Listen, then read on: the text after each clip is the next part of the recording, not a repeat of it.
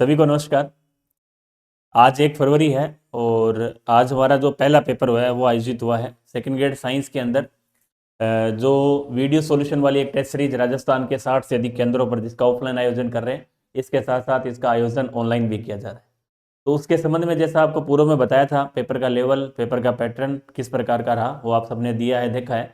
और उसके बाद हमने आपसे वादा किया था कि हम उसका सॉल्यूशन करेंगे और सॉल्यूशन का जो आधार रहेगा वो हमारा रहेगा 360 डिग्री एनालिसिस। उसका मतलब था कि हम एक एक ऑप्शन के ऊपर बात करेंगे और जो भी पेपर हमारे 21 पेपर हम आयोजित कर रहे हैं उनके संबंध में केमिस्ट्री, फिजिक्स और बायो का हम वीडियो सॉल्यूशन देखेंगे और प्रयास करेंगे कि जो हमारे दिए गए 50 प्रश्न है उनको हम लगभग 100 से 110 प्रश्नों में कैसे बदलें।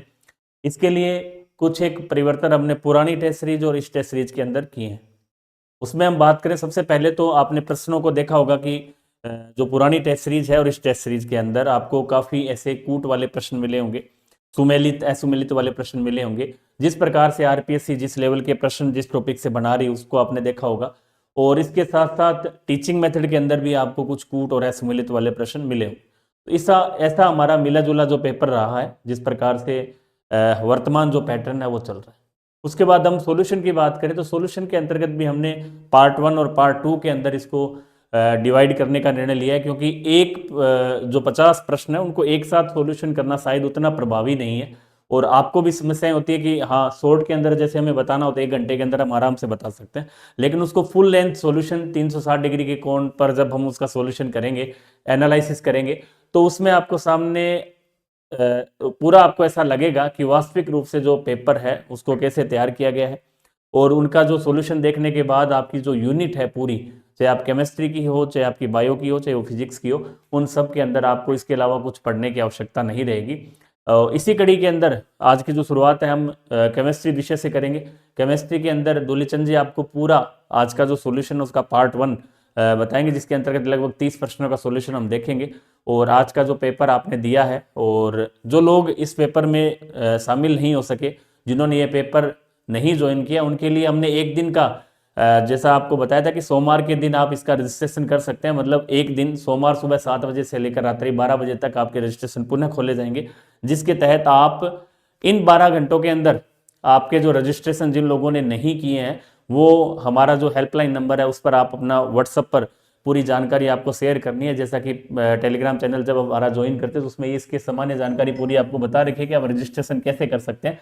और जो ऑनलाइन विद्यार्थी से जुड़ना चाह रहे हैं उसके लिए हमारा जो ये एप्लीकेशन है इसको आपको डाउनलोड करना है। वहाँ ये 30% ऑफ के साथ एक दिन के लिए आपको इसकी भी छूट दी गई है, ताकि आप जो लोग पहले नहीं जुड़ पाए वो भी इसमें जुड़ सकते हैं। इसके साथ साथ ये जो हमारा पहला पेपर है वो बिल्कुल निःशुल्क है। जिन लोगों ने अब तक ये पेपर नहीं दिया है वो लोग इस टेलीग्राम चैनल पर इसकी जो पीडीएफ है वो प्राप्त कर सकते हैं, और एप्लीकेशन डाउनलोड करके आप बिल्कुल निःशुल्क तरीके से इस पेपर को देख सकते हैं, जान सकते हैं कि इस पेपर का जो स्तर है वो कैसा है। आपको लगे भी वास्तविक रूप से पेपर है तो आप इसको ज्वाइन कर सकते हैं। आपको सोमवार का पूरा दिन इसके लिए दिया गया है। आप पहले पेपर, ऑनलाइन पेपर दें, बिल्कुल निःशुल्क दें। उसके लिए हमारा एप्लीकेशन जो है एग्जाम हेल्प सूरतगढ़ वो डाउनलोड करना है। उस पर आप टेस्ट सीरीज 3.0 पे जाएंगे तो ये हमारा पेपर नंबर 1 सॉल्यूशन सहित बिल्कुल क्या है, निःशुल्क है। तो आगे हम बात करेंगे सॉल्यूशन के ऊपर। दूलीचंद जी आपको आगे के जो 30 प्रश्न है केमिस्ट्री के शुरुआती 30% उसका सॉल्यूशन देंगे। धन्यवाद।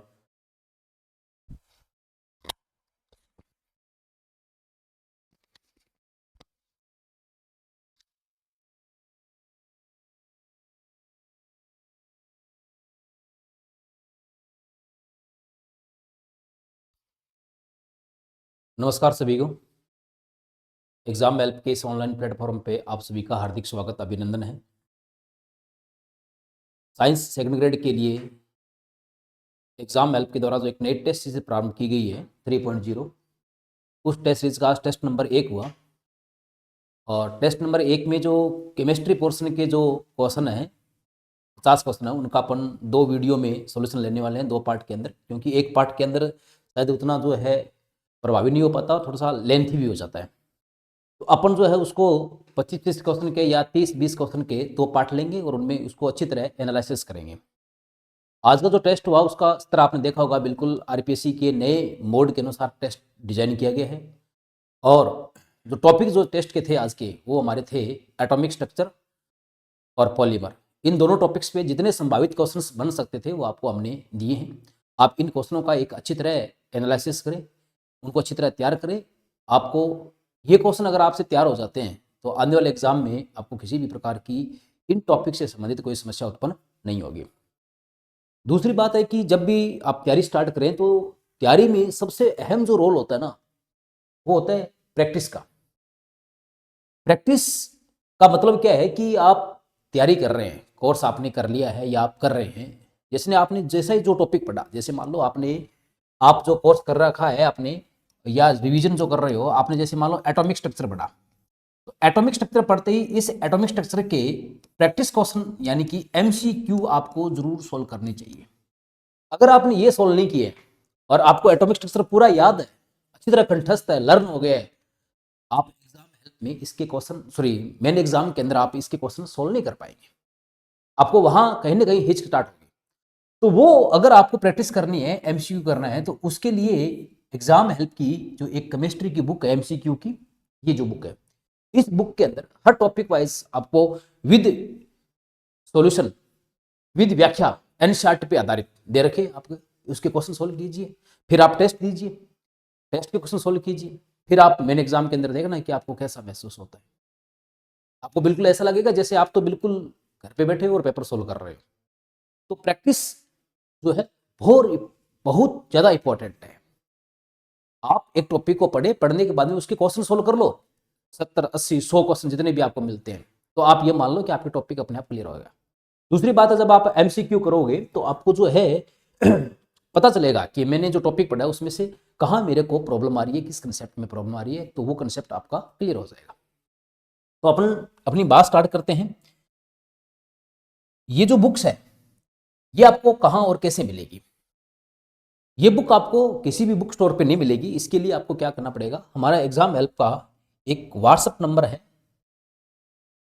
8239598582 पे आपको व्हाट्सएप करना है और इस चैनल के थ्रू आप बुक प्राप्त कर सकते हैं। तीनों सब्जेक्ट की हमारी एमसीक्यू बुक है, केमिस्ट्री की भी है, फिजिक्स की भी है और बायोलॉजी की भी है। इनकी रेट्स भी हमने दे रखी है, क्यूआर कोड भी दे रखा है। इन सब के चैनल के थ्रू आप बुक प्राप्त कर सकते हैं और ज़्यादा जानकारी चाहिए तो आप इस नंबर पे संपर्क करके आप जो है पता कर सकते हैं। नंबर है 8239598582। अब अपने आज के सॉल्यूशन को स्टार्ट करते हैं। आज का अपना जो सॉल्यूशन में जो पहला क्वेश्चन है वो ये है कि अम्लीय माध्यम में पोटेशियम परमैंगनेट KMnO4 का व्यवहार ऑक्सीकारक यानी कि ऑक्सीडाइजिंग एजेंट के रूप में होता है, यानी कि ये किसी दूसरे का ऑक्सीकरण करता है और खुद का क्या होता है, इसका रिडक्शन होता है। तो इसका तुल्यांकीय भार होगा यदि इसका अणु भार MW है ना? तो ये आपका तुल्यांकीय भार पे प्रश्न है, क्योंकि जब हम एटॉमिक स्ट्रक्चर पढ़ते हैं तो एटॉमिक स्ट्रक्चर का जो सिलेबस जो हमारा सेकंड ग्रेड में दे रखा है उसमें इक्विवेलेंट मास के ऊपर पॉइंट दे रखा है, उस पे क्वेश्चन पूछ सकते हैं, है ना। तो जब भी आप तुल्यांकीय भार निकालते हो, इक्विवेलेंट मास निकालते हो, तो आप कैसे निकालते हो, एटॉमिक वेट या मोलिकुलर वेट या मोलर मास लेकर के उसके अंदर आप क्या करते हो, संबंधित जो आपके पास कंपाउंड है उसके वैलेंसी फैक्टर से आप भाग देते हैं। किससे भाग देते हैं आप, वैलेंसी फैक्टर संयोजकता कारक से भाग देते हैं, है ना। अब ये जो वैलेंसी फैक्टर जो होता है ये अलग अलग कंपाउंड के लिए अलग अलग होता है, जिसको वैलेंसी फैक्टर बोल दो या एन से लिख दो, है ना। जैसे बात करें अपन एसिड के लिए, ठीक है, तो एसिड के लिए हम देखते हैं कि वो कितने H+ दे रहा है, ठीक है, इसके आधार पे बात करते हैं, ठीक है। या अपन बात करें बेस के लिए, तो बेस के लिए अगर अपन उसको देखें तो उसकी बेसिसिटी कितनी है, यानी कि कितने हाइड्रोक्सिल आयन देता है, उसके आधार पे अपन जो है उनकी संख्या से उसके अणु भार के अंदर भाग दे करके अपन उसका इक्विवेलेंट वेट निकालते हैं, ठीक है। जैसे मान लो मेरे को अगर H2SO4 का इक्विवेलेंट वेट निकालना है सल्फ्यूरिक एसिड का, तो मैं क्या करूंगा, इसका जो मोलिकुलर वेट है उसके अंदर 2 का भाग दूंगा, क्योंकि इसकी जो एसिडिटी है वो 2 है, 2 H+ देगा ये, ठीक है। इसी प्रकार अगर मुझे HCl के लिए इक्विवेलेंट वेट निकालना है तो HCl के लिए इक्विवेलेंट जो होगा वो उसके मोलिकुलर वेट के बराबर ही होगा, क्योंकि इसके लिए H+ आयन की संख्या कितनी है, 1 है। तो ऐसे अगर यौगिक है और वो इलेक्ट्रॉन का डोनेशन कर रहा है या इलेक्ट्रॉन ले रहा है तो उसके लिए भी अपन इक्विवेलेंट वेट निकाल सकते हैं। तो अपन वहां देखेंगे कि वो कितना इलेक्ट्रॉन डोनेट करता है। जैसे अपन बात करें KMnO4 के लिए, ठीक है, पोटेशियम परमैंगनेट जो है KMnO4 है। अगर इसकी बात करें अपन एसिडिक मीडियम में, कौन सी मीडियम में बात करें, एसिडिक मीडियम में बात करें, जैसे मान लो मैंने यहाँ पे एसिडिक मीडियम ले लिया, सल्फ्यूरिक एसिड ले लिया, तो एसिडिक मीडियम के अंदर ये जो है मैग्नीज सल्फेट में कन्वर्ट हो जाता है। तो अगर देखिए तो यहाँ जो मैग्नीज है उसकी ऑक्सीडेशन स्टेट 7 है, और यहाँ इसकी जो है +2 है। तो यहाँ से यहाँ जब ट्रांसफर हो रहा है तो ये इसमें +5 का चेंज आ रहा है, यानी कि 5 इलेक्ट्रॉन जो है ये क्या कर रहा है, ध्यान से देखें तो शिफ्ट कर रहा है। ठीक है, यहाँ पे 5 इलेक्ट्रॉन का एक्सचेंज हो रहा है, तो इसकी ऑक्सीजन स्टेट में कितने का अंतर आ रहा है, +5 का। तो अगर आप इसका तुल्यांकी बाहर निकालोगे, इक्विवेलेंट वेट निकालोगे, तो इसके अणु भार का क्या होगा, 1/5 होगा। ठीक है, ये वैलेंस फैक्टर से अपना भाग दे देंगे।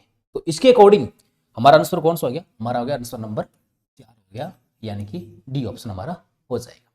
ठीक है, तो ऐसे अपने को ध्यान रखना है। ये आपको क्वेश्चन जैसे मैंने एसिडिक मीडियम के लिए दे दिया, तो ये क्वेश्चन जो है आपको अलग अलग कंपाउंड के लिए, बेसिक मीडियम के लिए भी पूछ सकता है कि बेसिक मीडियम में क्या होगा। ठीक है, आपसे जो है न्यूट्रल में भी पूछ सकता है। ठीक है, अब आपको मुख्यतः क्या करना है आपके एग्जाम के लिए, एक तो आपको ध्यान रखना है K2Cr2O7 का बेसिक मीडियम में, एक आपको ध्यान रखना है KMnO4 का पोटेशियम परमेनेंट का एसिडिक मीडियम में, है ना। इसका ध्यान में किस में रखना है, ये कि ये बेसिक मीडियम में कैसे कन्वर्ट होता है, और इसका ध्यान रखना है कि ये एसिडिक मीडियम में कैसे कन्वर्ट होता है, या एसिडिक मीडियम के लिए इसका वैलेंसी फैक्टर कितना होता है, इसका वैलेंसी फैक्टर कितना होता है तुल्यांकी भार के लिए। यहाँ से क्वेश्चन बनने के पूरे चांसेस होते हैं। ठीक है, ये ध्यान रखना। इसके अलावा जो फॉस्फोरस के ऑक्सी एसिड्स हैं, है ना, आर्थोफॉस्फोरिक अम्ल है, फॉस्फेनिक अम्ल है, इन सब पे ध्यान रखना है आपको, है ना। जैसे अपन बात करें जैसे H3PO4 है, ठीक है, इसके लिए अगर इक्विवेलेंट वेट निकालना है तो इसका इक्विवेलेंट वेट कैसे निकालोगे, वही मोलिकुलर वेट बटा वैलेंसी फैक्टर। अब वैलेंसी फैक्टर मतलब कि ये कितने H+ दे सकता है। अब ये कितने H+ देगा तो इसकी बेसिसिटी देखेंगे अपन, है ना, क्षारकता देखेंगे कितने H+ दे सकता है। तो उसके लिए हम क्या करेंगे, इसकी स्ट्रक्चर से पता लगाएंगे। जैसे फॉस्फोरस है ना, तो फॉस्फोरस की वैलेंसी आपको पता है 5 होता है, तो एक ऑक्सीजन ऐसे जुड़ गई। ठीक है, 3 हाइड्रोजन है, तो ये एक ऐसे, ये एक ऐसे, ठीक है, और 1 2 3 ऑक्स ये जैसे। ठीक है, तो इसकी बेसिसिटी कितनी होगी, 3 होगी, 1 2 3 होगी, है ना। तो इसके आधार पे अपन क्या कर सकते हैं, पता कर सकते हैं इसमें, जैसे 1 2 3 4 ऑप्शन होगी इसके, और 3 2 5 पूरे हो गए ना, तो इसकी बेसिसिटी 3 है, तो इसके बैलेंस फैक्टर कितना देंगे, 3 दे देंगे। ठीक है, तो ऐसे अपने को ध्यान रखना है कि इक्विवेलेंट वेट अपन कैसे निकाल सकते हैं। तो इसका हमारा आंसर हो गया कौन सा, डी नंबर आंसर हो गया। ठीक है, तो ये अपने को ध्यान रखना है। नेक्स्ट क्वेश्चन पे चले अपन, क्वेश्चन नंबर 2। ये भी मोल कंसेप्ट का एक क्वेश्चन है कि जब CO2 के अधिक्य को 0.205 मोल बेरियम हाइड्रोक्साइड के विलयन में से बुलबुलाते हैं तो उत्पन्न बेरियम कार्बोनेट का द्रव्यमान कितना होगा। यानी कि आपसे पूछा गया है बेरियम कार्बोनेट का द्रव्यमान पूछा गया। ठीक है, तो बेरियम कार्बोनेट का द्रव्यमान कितना होगा, है ना। तो अगर इसके लिए अपन देखें तो ये मोल कंसेप्ट पे आधारित क्वेश्चन है, तो हमें क्या करना पड़ेगा, हमें बेरियम हाइड्रोक्साइड जो है इसकी CO2 के साथ अभिक्रिया की समीकरण लिखनी पड़ेगी। तो जब CO2 एक्सेस में लेकर के बेरियम हाइड्रोक्साइड के साथ रिएक्शन करवाएंगे तो यहाँ पे एक तो सॉल्ट बनेगा बेरियम कार्बोनेट, ठीक है, और साथ में क्या बनेगा, जल बनेगा। ठीक है, तो ध्यान से देखिए, अगर आप इसकी रस समीकरण मिति लिखे, है ना, कौन इसकी स्टोइकियोमेट्री देखें तो ध्यान से देखो, इसका 1 मोल इसके 1 मोल से रिएक्शन कर रहा है तो इसका 1 मोल बन रहा है, यानी कि जब इसका 1 मोल लेते हैं तो इसका क्या बनेगा, 1 मोल बनेगा। ठीक है, तो सीधी सी बात है, अगर इसके मैं 0.025 मोल लूंगा तो इसके भी कितने बनेंगे, 0.205 मोल ही बनेंगे। अगर इसके मैं इतने मोल लूंगा तो इसके कितने मोल बनेंगे, इसके 0.205 मोल ही बनेंगे। ठीक है, अब अगर इसके इतने मोल बन रहे हैं, एक मिनट, एक कॉल आगे।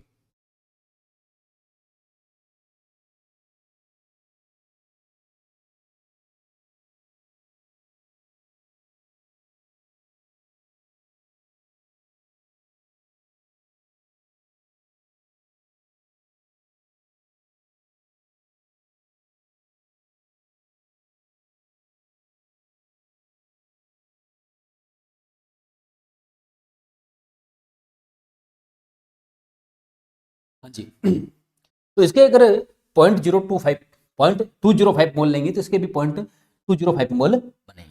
ठीक है, तो अब ये कह रहा है कि कितना बेरियम कार्बोनेट का द्रव्यमान कितना बनेगा, है ना। तो देखो, इसके अगर बेरियम कार्बोनेट के 0.205 मोल से अगर द्रव्यमान निकालें तो कैसे निकालते हैं ना, तो मोल बराबर क्या होता है, मोल बराबर होता है कोई भी जो पदार्थ है उस पदार्थ का अपन कहें तो वेट बटा में उसका मोलिकुलर वेट। तो अगर मुझे यहाँ से वेट निकालना है तो मैं क्या करूँगा, उसके मोल को उसके मोलिकुलर वेट से मल्टीप्लाई कर दूंगा।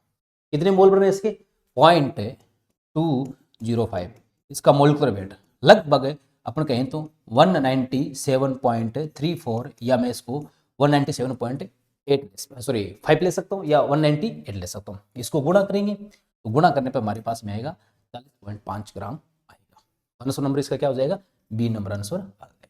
ठीक है, ऐसा क्वेश्चन हमारे सेकंड ग्रेड में हर बार आता है, हर बार पूछा जाता है। ठीक है, तो ऐसे क्वेश्चन आप जरूर सोल्व करें, क्योंकि अगर पैटर्न के अकॉर्डिंग अपने क्वेश्चन सोल्व करके नहीं जाएंगे ना, तो आने वाले टाइम के अंदर हमारे से जो है एग्जाम हॉल के अंदर जब अपन बैठेंगे तो कहीं ना कहीं समस्या हो जाएगी।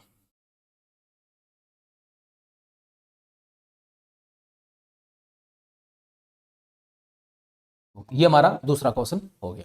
ठीक है, अब अपन चले नेक्स्ट क्वेश्चन पे। तो ये क्वेश्चन और कैसे आ सकता है ना, जैसे और भी इसके क्वेश्चन के तरीके हैं लगभग। जैसे आपको मेथेन के दहन पे क्वेश्चन पूछ लिया, अभी मेथेन का दहन किया जाता है तो उत्पन्न CO2 की मात्रा कितनी होगी, CO2 के मोल कितने होंगे, CO2 का आयतन कितना होगा, इन सब पर अपने से पूछ सकता है ना। तो अपन इसको रस समीकरण विधि से क्या करेंगे, सोल्व करेंगे। नेक्स्ट क्वेश्चन पे चले। ग्लूकोज का आणविक द्रव्यमान क्या होगा, है ना। तो अणु भार पे क्वेश्चन पूछा गया, ग्लूकोज जिसका केमिकल फॉर्मूला C6H12O6 होता है।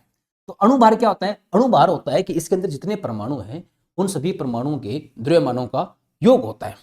ठीक है, सारे परमाणुओं के द्रव्यमानों का योग अगर आप कर दें तो वो अणु भार जो है बन जाएगा।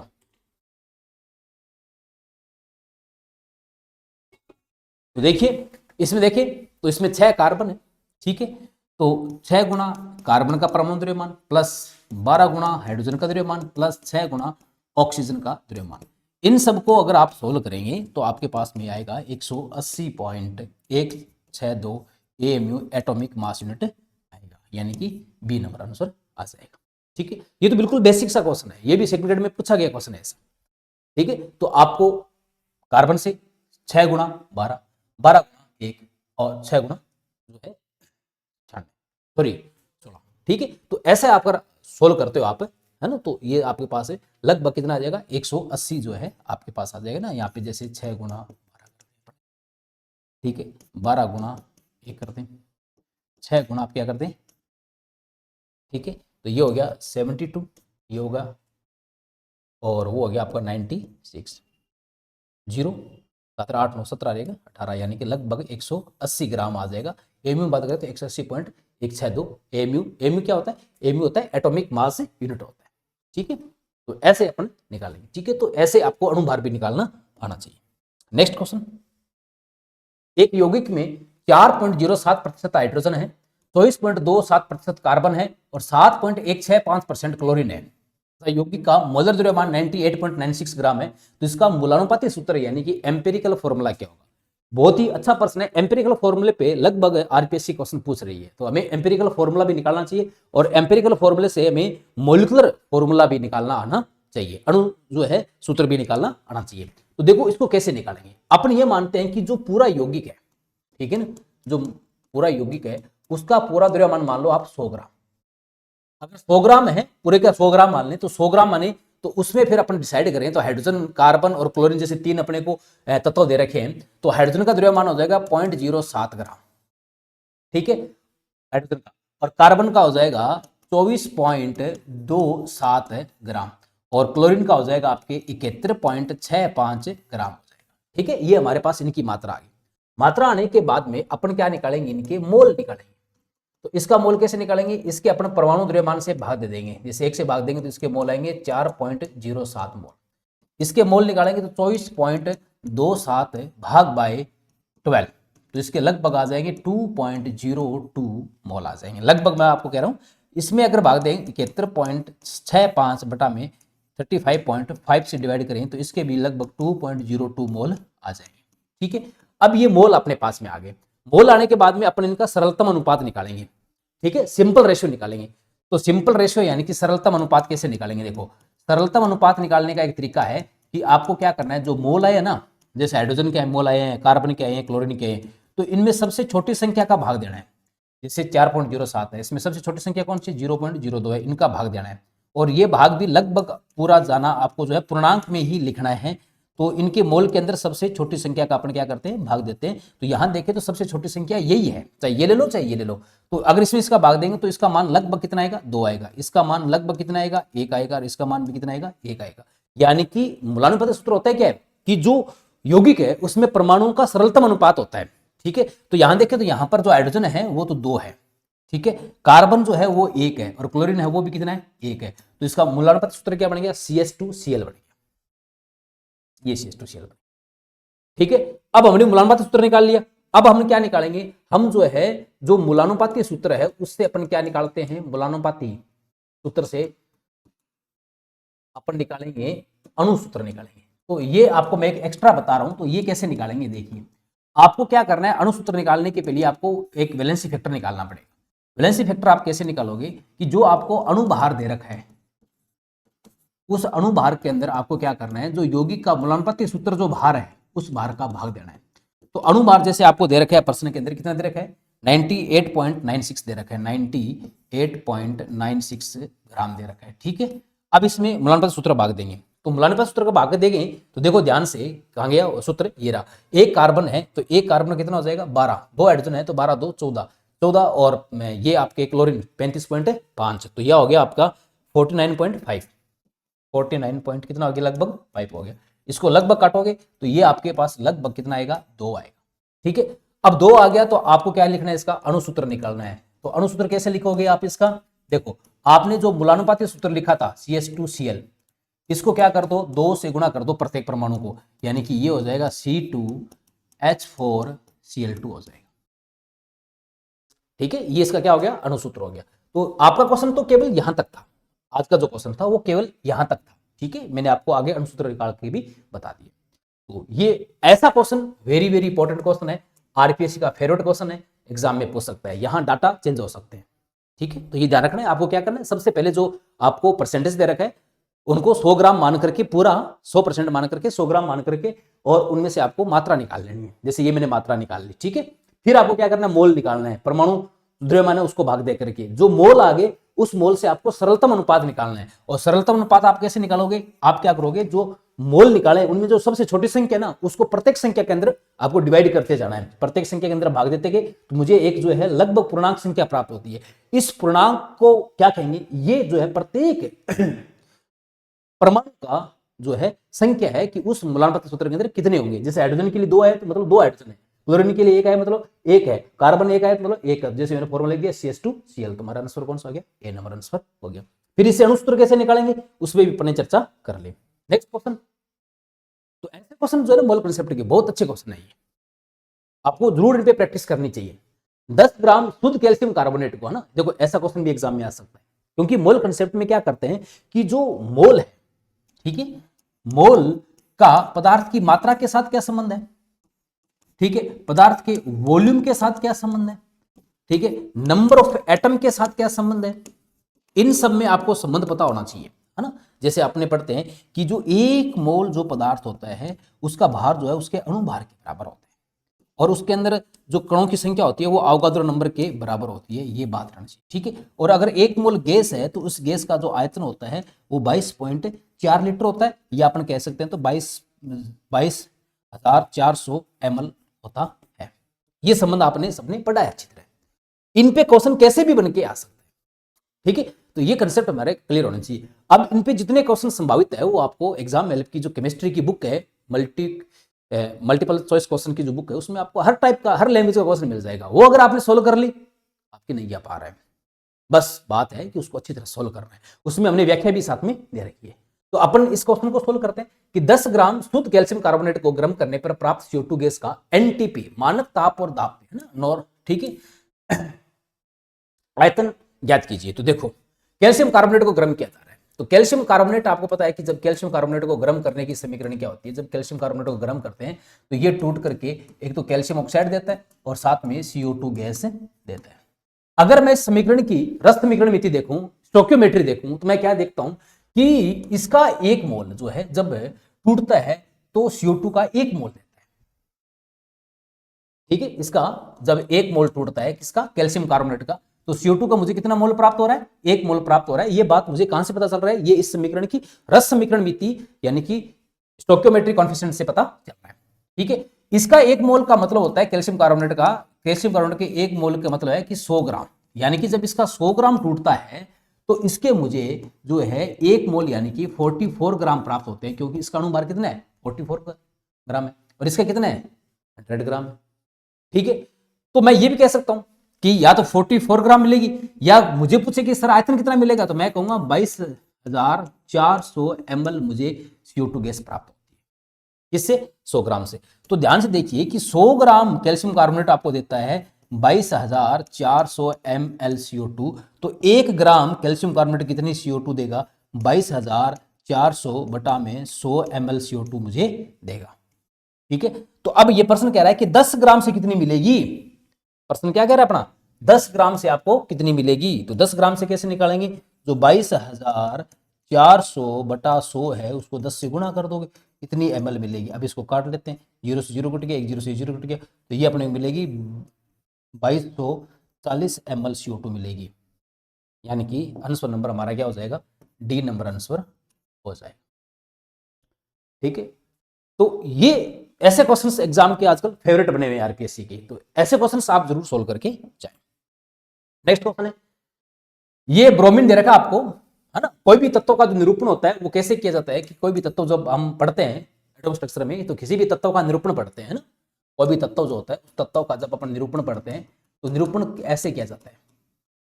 ठीक है, यहां जो तत्व एक्स है कोई भी, यहां उसका जेड होता है, यहां उसका ए होता है। जेड होता है एटॉमिक नंबर और ए होता है उसका मास नंबर होता है। ठीक है, तो जेड जो है, जेड क्या है? एटॉमिक नंबर है।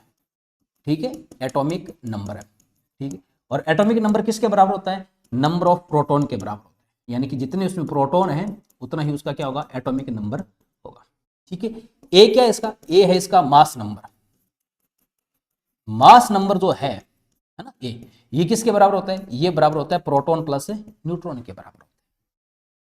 ठीक है, अब देखो यहां से आपसे पूछ रहा है कि प्रोटॉन, इसे जो ब्रोमीन है 3580 है, उसमें प्रोटॉन, न्यूट्रॉन और इलेक्ट्रॉन की संख्या क्या है ना। तो पहले बात करें प्रोटॉन, तो प्रोटॉन किसके बराबर होंगे?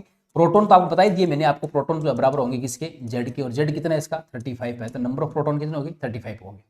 बात करें न्यूट्रॉन, तो ए किसके बराबर होता है? ए बराबर होता है प्रोटॉन प्लस न्यूट्रॉन। ठीक है, तो अब देखो यहां से न्यूट्रॉन निकालो तो वो किसके बराबर है? वो ए माइनस प्रोटॉन करना पड़ेगा आपको। ए क्या है इसका? 80 माइनस क्या करोगे? 35 है ना, तो ये कितना आ जाएगा? ये आ जाएगा 5 4 यानी कि 45 न्यूट्रॉन आ जाएंगे। यानी कि आपको क्या करना है, जो मास नंबर है उसमें से जेड को घटा देना है। ठीक है, प्रोटॉन घटा दो, या मैं इसको ऐसे भी कह सकता हूं कि जेड घटा दो। ठीक है, ऐसे ये तो आप ऐसे लगेगा जैसे आपको बटा में लिखा हुआ है ना, मैं इसको ऐसे लिख देता हूँ और लगा के, ये नंबर प्रोटॉन, और इसको ऐसे लिख सकता हूँ मैं, बटा ही लेता हूँ ना, समस्या खत्म ही हो जाएगी। प्रोटॉन और ए माइनस जेड। ठीक है, क्योंकि प्रोटॉन और जेड क्या होते हैं? बराबर होते हैं। तो ये कितने आ गए? 45 आ गए प्रोटॉन। ठीक है, अब बात रहेगी इलेक्ट्रॉन। ठीक है, तो अगर परमाणु उदासीन है, अगर क्या है? उदासीन परमाणु है, तो उदासीन परमाणु में आपको क्या करना है? जो इलेक्ट्रॉन होंगे ना वो नंबर ऑफ प्रोटॉन के बराबर होंगे। प्रोटॉन किसके बराबर होगा? जेड के बराबर होगा। ये कितने होगा? ये भी आपका 35। तो प्रोटॉन हो गए 35, न्यूट्रॉन हो गए 45 और इलेक्ट्रॉन भी कितने हो गए? 35। तो हमारा ऑप्शन कौन सा हो जाएगा? एक नंबर ऑप्शन हो जाएगा। ठीक है, तो ये आपकी पूरी यहां से बात क्लियर होती है। अब अगर ये परमाणु उदासीन नहीं होता, मान लो उस पर कोई चार्ज होता, अगर यहाँ पे प्लस का 2 चार्ज होता, ठीक है, अगर यहाँ पे क्या होता? प्लस का 2 चार्ज होता, मान लो प्लस का 2 चार्ज होता, तो मैं इसमें से -2 कर देता। क्यों करता भाई? क्योंकि प्लस का 2 चार्ज का मतलब इसने 2 इलेक्ट्रॉन दे दिए हैं। ठीक है, अगर इस पे माइनस का 2 चार्ज होता तो मैं यहाँ पे प्लस के 2 कर देता। क्यों कर देता? माइनस का मतलब होता है इलेक्ट्रॉन उसने ग्रहण किए हैं, तो इसमें 35 + 2 यानी कि 37 इलेक्ट्रॉन है। ठीक है, तो ये यहां से क्या हो जाएंगे? प्लस या माइनस हो जाएंगे। ठीक है, चार्ज प्लस का है तो इलेक्ट्रॉन घटेंगे, चार्ज माइनस का है तो इलेक्ट्रॉन बढ़ेंगे, जुड़ेंगे। ठीक है, ये अब जब आप ये पढ़ें तो इनके साथ साथ में आपको कुछ विशेष प्रकार की प्रजातियां भी पता होनी चाहिए। जैसे आइसोटॉप क्या होता है, समस्थानिक क्या होता है, आइसोबार्स समभारिक क्या होते हैं, सम न्यूट्रॉनिक क्या होते हैं, सम इलेक्ट्रॉनिक क्या होते हैं, आइसोडाइवर्स क्या होते हैं, आइसोस्टर्स क्या होते हैं, इन सब के बारे में आपको पता होना चाहिए, है ना। ये प्रजाति आपको पता होनी चाहिए। आइसोटॉप, है ना, आप पढ़ते हैं कि जिनका जेड सेम हो लेकिन ए अलग हो। ठीक है, आइसोबार जिसको अपन, ठीक है, समभारिक बोलते हैं, जिनका ए सेम हो लेकिन जेड अलग हो। ठीक है, आइसो न्यूट्रॉनिक जिसमें नंबर ऑफ न्यूट्रॉन की संख्या सेम हो, आइसो इलेक्ट्रॉनिक जिसमें नंबर ऑफ इलेक्ट्रॉन की संख्या सेम हो। इनके साइज पे भी पता होना चाहिए, ये तो बहुत इंपॉर्टेंट है, यहां से प्रश्न पक्के बच जाते हैं। ठीक है, आइसो डाइवर्स, आइसो जैसे स्टर्स है, ये पता होना चाहिए आपको। आइसोडाइफर्स वो क्या होते हैं ये आपको पता होना चाहिए। अब ये सारी चीजें आपको इन सब पे क्वेश्चन जो है ना ये कहाँ मिलेंगे, इन सब पे अगर आपको क्वेश्चन देखने हैं तो आप एग्जाम हेल्प की जो एमसीक्यू बुक है उस बुक को देखिए, आपको इनमें सारे कंसेप्ट आपको वहां पे लिखे हुए मिलेंगे। ठीक है, तो चलिए अपन नेक्स्ट क्वेश्चन पे। हीलियम प्लस की प्रथम कक्षा से संबंधित त्रिज्या कितनी होती है? ठीक है, ये बोर मॉडल जब अपन पढ़ते हैं तो बोर मॉडल में जो है परमाणु संरचना से संबंधित जो मॉडल है बोर मॉडल जो हाइड्रोजन स्पेक्ट्रम के लिए दिया गया था, जिसको अपन जो है एकल इलेक्ट्रॉन तंत्र के लिए किसी भी आयन के लिए लागू कर सकते हैं, तो उस पर आधारित एक क्वेश्चन है। ठीक है, तो बोर मॉडल की जो अभिकृत है हाइपोथेसिस है उनसे जो रिजल्ट्स निकले उन पे आधारित ये क्वेश्चन है। ये क्वेश्चन किससे संबंधित है? ये है क्वेश्चन आपका त्रिज्या से संबंधित है। तो अगर इसकी त्रिज्या अपने को निकालनी है, ठीक है, तो देखो इसकी कैसे त्रिज्या निकालेंगे अपन। तो त्रिज्या निकालने का संबंध क्या होता है कि त्रिज्या जो होती है वो होती है 0.529 इंटू 10 की power -10 into z upon n square, sorry त्रिज्या है, सॉरी त्रिज्या एन स्क्वायर अपॉन जेड। ये त्रिज्या आपकी किस में आ गई? मीटर में आ गई। ठीक है, अब देखो यहाँ पे उत्तर नैनोमीटर में, तो मैं पहले इसको नैनोमीटर में कन्वर्ट कर लेता हूँ। नैनोमीटर में कन्वर्ट करने के लिए मुझे क्या करना पड़ेगा? मुझे जो है इसको 10 से डिवाइड भी कर दूं और 10 से गुणा कर दूं। 10 के साथ माइनस ले आऊं, यहाँ पे 9 ले आऊं मैं, है ना। तो 10 से डिवाइड करूंगा तो ये हो जाएगा 0.0529 इंटू 10 की power -9 into n square upon z, है ना। देखो मैंने माइनस क्यों किया 10 की पावर, मैंने 10 की पावर -9 इसलिए किया ताकि मुझे उत्तर किस में लेके आना है? नैनोमीटर में लेके आना है ना। 0.0529 इंटू 10 की power -9 into n square upon z. अब मेरा उत्तर किस में आएगा? नैनोमीटर में आएगा, क्योंकि मेरे ऑप्शन जो है उत्तर नैनोमीटर में है ना। तो आपको जो है कोई भी अब जब बोर मॉडल पढ़ते हो तो जो है कोई भी कक्षा है उससे संबंधित ऊर्जा क्या होती है, त्रिज्या क्या होती है, उसकी वेलोसिटी क्या होती है, इन सब पे लैम्डा का फॉर्मूला क्या होता है, तरंग संख्या का फॉर्मूला क्या होता है, ये सारी बात आपको पता होनी चाहिए। इनमें से किसी भी क्वेश्चन बन सकता। ठीक है, तो अपन देखिए स्टार्ट करें, इस पे बात करें तो 0.0529 इंटू 10 की पावर -9 इंटू, अब देखो ठीक है, अच्छा सॉरी ये है ना, इसमें अपन जैसे 10 की पावर -9 हटा देंगे तो वो नैनोमीटर में कन्वर्ट हो जाएगा। तो एन स्क्वायर, एन क्या प्रथम कक्षा है तो 1 का स्क्वायर बटा जेड, जेड क्या होता है? Atomic number. हीलियम के लिए कितना होता है? 2 होता है। ठीक है, अब इसको डिवाइड करोगे तो ये आपके पास में आएगा 0.02645 नैनोमीटर में आ जाएगा। ठीक है, आंसर नंबर इसका क्या हो जाएगा? बी नंबर आंसर हो जाएगा।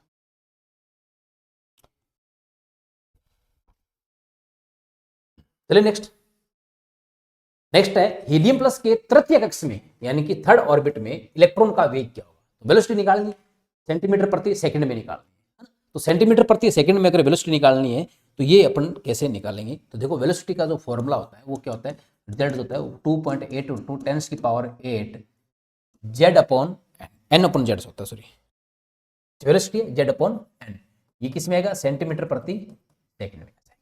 ठीक है, तो वेलोसिटी के लिए 2.18 इंटू 10 की पावर 8 जेड। हीलियम के लिए जेड का मान कितना होता है? 2 होता है। एन, एन मतलब कक्षा की संख्या कौन सी है? थर्ड है, यानी कि 3 है। जब इसको सोल्व करेंगे तो सोल्व करने के बाद में ये आपके पास में आएगा 1.4586 इंटू 10 की पावर 8 सेंटीमीटर पर सेकेंड, यानी कि सी ऑप्शन इसका आ जाएगा। तो ये सिंपल छोटे न्यूमेरिकल्स है जो आपसे एग्जाम में पूछ सकता है। तो ये संबंध आपको सारे याद होने चाहिए। एनर्जी का फॉर्मूला क्या होता है, रेडियस का फॉर्मूला क्या होता है, वेलोसिटी का फॉर्मूला क्या होता है, तरंग संख्या का फॉर्मूला क्या होता है, 1/λ क्या होता है, ये सारे फॉर्मूले आपको पता होने चाहिए। ठीक है, ये सारे बोर मॉडल से संबंधित जो फॉर्मूले हैं ये सारे रिजल्ट्स आपको पता होने चाहिए। ये रिजल्ट्स अगर पता होंगे तो आप एक और न्यूमेरिकल्स इजीली आप क्या कर लेंगे? सोल्व कर लेंगे। तो इनकी अगर प्रैक्टिस करनी है तो आप वही एग्जाम हेल्प की जो एमसीक्यू बुक है उसमें जाइए, आपको अच्छे क्वेश्चंस वहां पे मिलेंगे। नेक्स्ट क्वेश्चन चले अपन, क्वेश्चन नंबर 9। 0.1 kg द्रव्यमान और 10 मीटर प्रति सेकंड वेग से गतिमान गेंद की तरंग दैर्ध्य क्या होगी ना। ये देखो ध्यान से, ये डी ब्रोगली तरंग दैर्ध्य पे आधारित एक क्वेश्चन है, बहुत अच्छा क्वेश्चन है। ठीक है, तो डी ब्रोगली तरंग दैर्ध्य क्या होती है? डी ब्रोगली तरंग दैर्ध्य क्या होती है? देखो लैम्डा बराबर होता है h/m इंटू v। ठीक है, डी ब्रोगली ने द्वैत प्रकृति का सिद्धांत दिया था। ठीक है, तो उसने वहां पे तरंग दैर्ध्य निकालने का फॉर्मूला भी दिया था, जहां पे h क्या है? प्लांक नियतांक, m जो कण है उसका मास है, v उसकी वेलोसिटी है। तो यहां से तरंग दैर्ध्य अपने से पूछिए तो बात करें h नियतांक, एच क्या होता है प्लांक कांस्टेंट, उसका मान कितना है 6.626 इंटू 10⁻34 जूल इंटू सेकेंड इसका मान होता है। ये मान आपको याद रहना चाहिए, ठीक है। मास देखो कितना मास दे रखा है 0.1 kg, तो पॉइंट देखो यहाँ पे ये सारा एसआई में चल रहा है एमकेएस में, तो यहाँ पे 0.1 भी आपको एमकेएस यानी कि केजी में लेना पड़ेगा, ठीक है। इंटू वेलोसिटी, वेलोसिटी कितनी है इसकी 10 मीटर पर सेकंड है, ठीक है, ये केजी में, ठीक है। अब इसको सोल्व करोगे तो देखो ये सोल्व करने पर कितना है 6.62 इंटू 10⁻34 किस में आ जाएगी, ये मीटर में आ जाएगी, ठीक है, मीटर में आ जाएगी। तो इसका आंसर क्या हो जाएगा, ए नंबर आंसर, ठीक है। तो ये बहुत ही अच्छा फॉर्मूला है, इस पे क्वेश्चन एग्जाम में पक्का पूछा जाता है, फर्स्ट ग्रेड हो चाहे सेकंड ग्रेड हो, इस फॉर्मूले पे 100% क्वेश्चन पूछा जा रहा है। नेक्स्ट है, एक सूक्ष्मदर्शी उपयुक्त फोटोन का उपयोग करके किसी परमाणु में इलेक्ट्रॉन को 0.1 एंगस्ट्रॉम दूरी के अंतर्गत उसकी स्थिति जानने हेतु प्रयुक्त होता है ना। देखो इस दूरी के अंतर्गत एक इलेक्ट्रॉन की स्थिति चेक करने उसके लिए एक सूक्ष्मदर्शी जो है यूज होता है। इसके वेग के मापन में अंतर्निहित अनिश्चितता क्या होगी, है ना। देखो ये ध्यान से देखिए, ये हाइजेनबर्ग के अनिश्चितता के सिद्धांत पर आधारित प्रश्न है। हाइजेनबर्ग ने क्या कहा कि किसी भी गतिशील कण की जो है उसकी वेलोसिटी और उसकी स्थिति, उन दोनों का एक साथ यथार्थ संभव जो है यथार्थता के साथ मान ज्ञात करना संभव नहीं है। क्यों नहीं है, क्योंकि जैसे उस इलेक्ट्रॉन पे फोटोन गिरेगा तो इलेक्ट्रॉन को ऊर्जा मिलेगी, ऊर्जा मिलते ही उसकी वेलोसिटी क्या हो जाएगी, चेंज हो जाएगी। तो वो उन्होंने हाइजेनबर्ग ने एक अनिश्चितता का समीकरण दिया, और समीकरण उन्होंने क्या दिया कि जो डेल्टा एक्स स्थिति में अनिश्चित है और संवेग में अनिश्चित है, इसका जो गुणनफल होता है वो या तो बराबर होता है या बड़ा होता है h/4π से बड़ा होता है। ये हाइजेनबर्ग का अनिश्चितता का क्या था, समीकरण था, ठीक है। संवेग, संवेग क्या होता है, संवेग हमें पता है कि कोई भी जो वस्तु होती है उसके मास और उसकी वेलोसिटी में चेंज का गुणनफल होता। तो हमें यहां से क्या निकालना है, हमें वेग में अनिश्चितता निकालनी है। तो डेल्टा वी किसके बराबर आएगा, डेल्टा वी बराबर आएगा h/4π into delta x into m के बराबर आएगा। अब बात किसकी हो रही है, बात हो रही है इलेक्ट्रॉन के लिए, है ना। एच प्लांक नियतांक कितना मान होता है 6.626 इंटू 10⁻34 वही जूल इंटू सेकेंड में बटा में 4 पाई का मान कितना 3.14 इंटू डेल्टा एक्स स्थिति में अनिश्चितता कितनी है 0.1 एंगस्ट्रॉम है। देखो यहाँ पे अपन एमकेएस पद्धति ले रहे हैं तो वहां पे भी एमकेएस लेनी पड़ेगी, तो इसको मीटर में चेंज कर लेते हैं, यानी कि 10 की घात -10 से गुणा कर देते हैं, ये मीटर में आ गई, ठीक है। मास, इलेक्ट्रॉन का मास कितना होता है 9.1 इंटू 10⁻31 kg होता है। जब इस पूरे को सोल्व करोगे तो आपके पास में आएगा 5.79 इंटू 10⁻6 मीटर पर सेकंड इसकी वेलोसिटी में अनिश्चितता आएगी, यानी कि आंसर नंबर इसका आ जाएगा 1, ठीक है। तो ये क्वेश्चंस एग्जाम में अपने से पूछे जा सकते हैं, ठीक है। तो ये हाइजेनबर्ग की अनिश्चितता पे आधारित एक न्यूमेरिकल जो है यहां हो गया। चलिए नेक्स्ट, तो आपसे हाइजेनबर्ग की अनिश्चितता की समीकरण भी पूछ सकता है, ये समीकरण है, इस पे न्यूमेरिकल जो है एनसीईआरटी के अंदर दे रखा है ऐसा, तो ये भी आपसे पूछ सकता है, ये भी हमारे कंसेप्ट क्लियर होना चाहिए। श्रोडिंगर समीकरण का प्राकृतिक हल क्या देता है ना। देखो श्रोडिंगर समीकरण की वैसे तो पूर्णतः चर्चा हमारे सिलेबस से बाहर है, लेकिन एक छोटा सा फॉर्म एनसीईआरटी के अंदर दे रखा है कि श्रोडिंगर समीकरण को इस प्रकार से प्रदर्शित किया जाता है एच साई बराबर ई साई, ठीक है। जहां एच जो है ये क्या है, ये हैमिल्टोनियन संकारक ऑपरेटर है, ये ध्यान रखना। ई क्या उसकी कुल ऊर्जा है। तो जब इस समीकरण को हाइड्रोजन जैसे परमाणु के लिए सोल्व किया जाता है तो उससे के जो हल है ना, सॉल्यूशंस है, उनसे हमें क्या क्या मिलता है, उससे हमें एक तो मिलती है मुख्य क्वांटम संख्या, प्रिंसिपल क्वांटम नंबर मिलती है, एक हमसे एजीमुथल क्वांटम नंबर यानी कि एल का मान प्राप्त होता है, एक एन प्राप्त होती है, एक एल प्राप्त होती है, एक चुंबकीय क्वांटम संख्या यानी कि एम का मान प्राप्त होता है। ये तीनों चीजें जो है प्राप्त हमें होती है। तो ये ज्यादा इसका सिलेबस में हमारी चर्चा नहीं है, ज्यादा हमें इस पे करना भी नहीं चाहिए, क्योंकि क्वांटम संख्या पे अपना पूरा टॉपिक है, आगे क्वेश्चन अपना करेंगे क्वांटम संख्या क्या होती है, आपने पढ़ा अच्छी तरह ना। किसी भी परमाणु में इलेक्ट्रॉन की स्थिति का सही निर्धारण करने के लिए आवश्यक कुछ नंबर्स होते हैं, उनको क्वांटम नंबर कहते हैं, जिसमें से कौन कौन से हैं, मुख्य क्वांटम संख्या, द्विवंशी क्वांटम संख्या, चुंबकीय क्वांटम संख्या और आपकी कौन सी है स्पिन क्वांटम नंबर यानी कि चक्रण क्वांटम संख्या है। इन सब पे अपने को ध्यान में रखना है। तो आपसे पूछ लेंगे श्रोडिंगर समीकरण का प्राकृतिक हल से हमें क्या क्या प्राप्त होती है, मुख्य क्वांटम संख्या, चुंबकीय क्वांटम संख्या और द्विवंशी क्वांटम संख्या प्राप्त होती है। स्पिन क्वांटम नंबर हमें यहां पे प्राप्त नहीं होता है। नेक्स्ट क्वेश्चन सत्य कथन है ना, ये थोड़ा सा वही क्वेश्चन आ गया अलग अलग पॉइंट्स के बारे में। अच्छा इसमें पॉइंट नहीं लगाए, ये पहला है, ये दूसरा है, ये तीसरा और ये नहीं, ये दूसरा है। और ये तीसरा है और ये चौथा है। सत्य कथन का अपने को चयन करना है। 4 अपने को स्टेटमेंट दे रखे, इनको पढ़ना है, फिर इनमें से छांटना है। कक्षा, ऑर्बिट परमाणु में वर्ताकार काल्पनिक पथ है जिसे बोर ने प्रतिपादित किया। देखो कक्षा की सबसे पहले जो अवधारणा है वो बोर ने दी थी। बोर ने कहा था कि नाभिक के चारों ओर कुछ वर्ताकार पथ होते हैं जिन पर इलेक्ट्रॉन लगातार क्या करते हैं, चक्कर लगाते हैं। लेकिन ये पथ जो होते हैं ना, ये वास्तव में नहीं होते, ये काल्पनिक जो है अवधारणा है, इनका कोई वास्तविक अर्थ नहीं होता। ठीक है ना, जैसे हाइजेनबर्ग ने अपनी बात की थी कि हाइजेनबर्ग ने कहा था कि कोई भी स्थिति इनकी फिक्स नहीं होती है। जैसे आप इलेक्ट्रॉन को देखने के लिए प्रकाश डालोगे तो उसकी स्थिति और उसके वेग दोनों में से एक चीज परिवर्तित हो जाएगी या दोनों भी परिवर्तित हो जाएगी। तो जो कक्षा है वो वास्तव में एक काल्पनिक पथ है और उसके बारे में सबसे पहले किसने बताया था, बोर ने बताया था। तो ये बात बिल्कुल क्या है, सही बात है। बोर कक्षा का कोई वास्तविक अर्थ नहीं होता, बिल्कुल सही बात है। इसका कोई भी रियल जो है मीन नहीं होता। ठीक है, उसने तो केवल एक संभावना व्यक्त की थी। फिर कह रहा है कक्षक, ऑर्बिटल एक क्वांटम यांत्रिकी अवधारणा है ना, जो परमाणु में किसी इलेक्ट्रॉन के तरंग फलन को दर्शाती है। वास्तव में बिल्कुल सही बात है ना। तरंग फलन, इलेक्ट्रॉन के तरंग फलन को जो है कौन रिप्रेजेंट करता है, कक्षक रिप्रेजेंट करता है, जहां पे इलेक्ट्रॉन के पाए जाने की संभावना होती है। ठीक है ना, तो ये जो है एक क्वांटम यांत्रिकी अवधारणा है, कौन, कक्षक। तो ये बात बिल्कुल क्या सही है ना। कक्षक की जो अवधारणा आई है वो वास्तव में क्वांटम मैकेनिक्स से ही आई है, श्रोडिंगर से आई है। फिर एक कक्षक को 3 क्वांटम संख्या, अगर आपको कक्षक को प्रदर्शित करना है तो उसके लिए 3 क्वांटम संख्या चाहिए, मुख्य क्वांटम संख्या, द्विगुणित क्वांटम संख्या और चुंबकीय क्वांटम संख्या से प्रदर्शित करते हैं। तो कक्षक की अगर स्थिति दर्शानी है ना कक्षक, तो उसके लिए 3 क्वांटम संख्या चाहिए। स्पिन नहीं चाहिए। स्पिन किसके लिए चाहिए, इलेक्ट्रॉन के लिए। तो इलेक्ट्रॉन के लिए 4 क्वांटम संख्या चाहिए और कक्षक के लिए कितनी चाहिए, 3 चाहिए। तो ये बात भी क्या है, सही है। तो चारों कथन क्या है, सही है। तो आंसर इसका क्या हो गया, ए नंबर आंसर हो गया। ये पूर्णतः एनसीईआरटी बेस्ड क्वेश्चन है।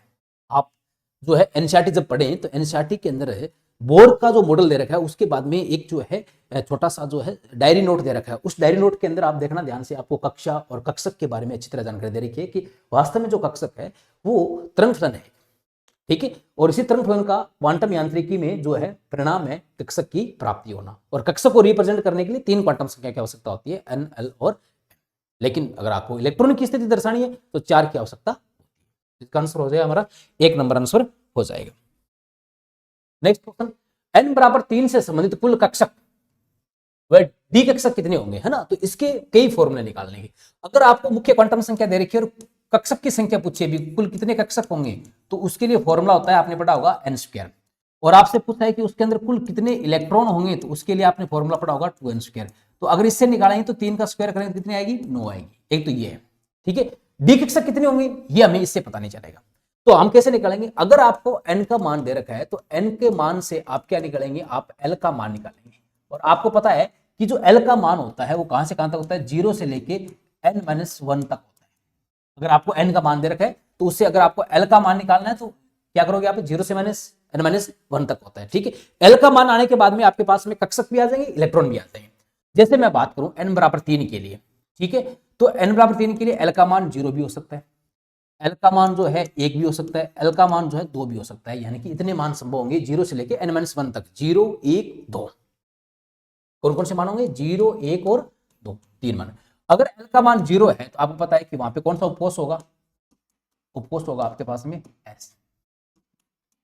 कौन सा होगा, P उपकोष होगा। और 2 है तो कौन सा उपकोष होगा, D उपकोष होगा।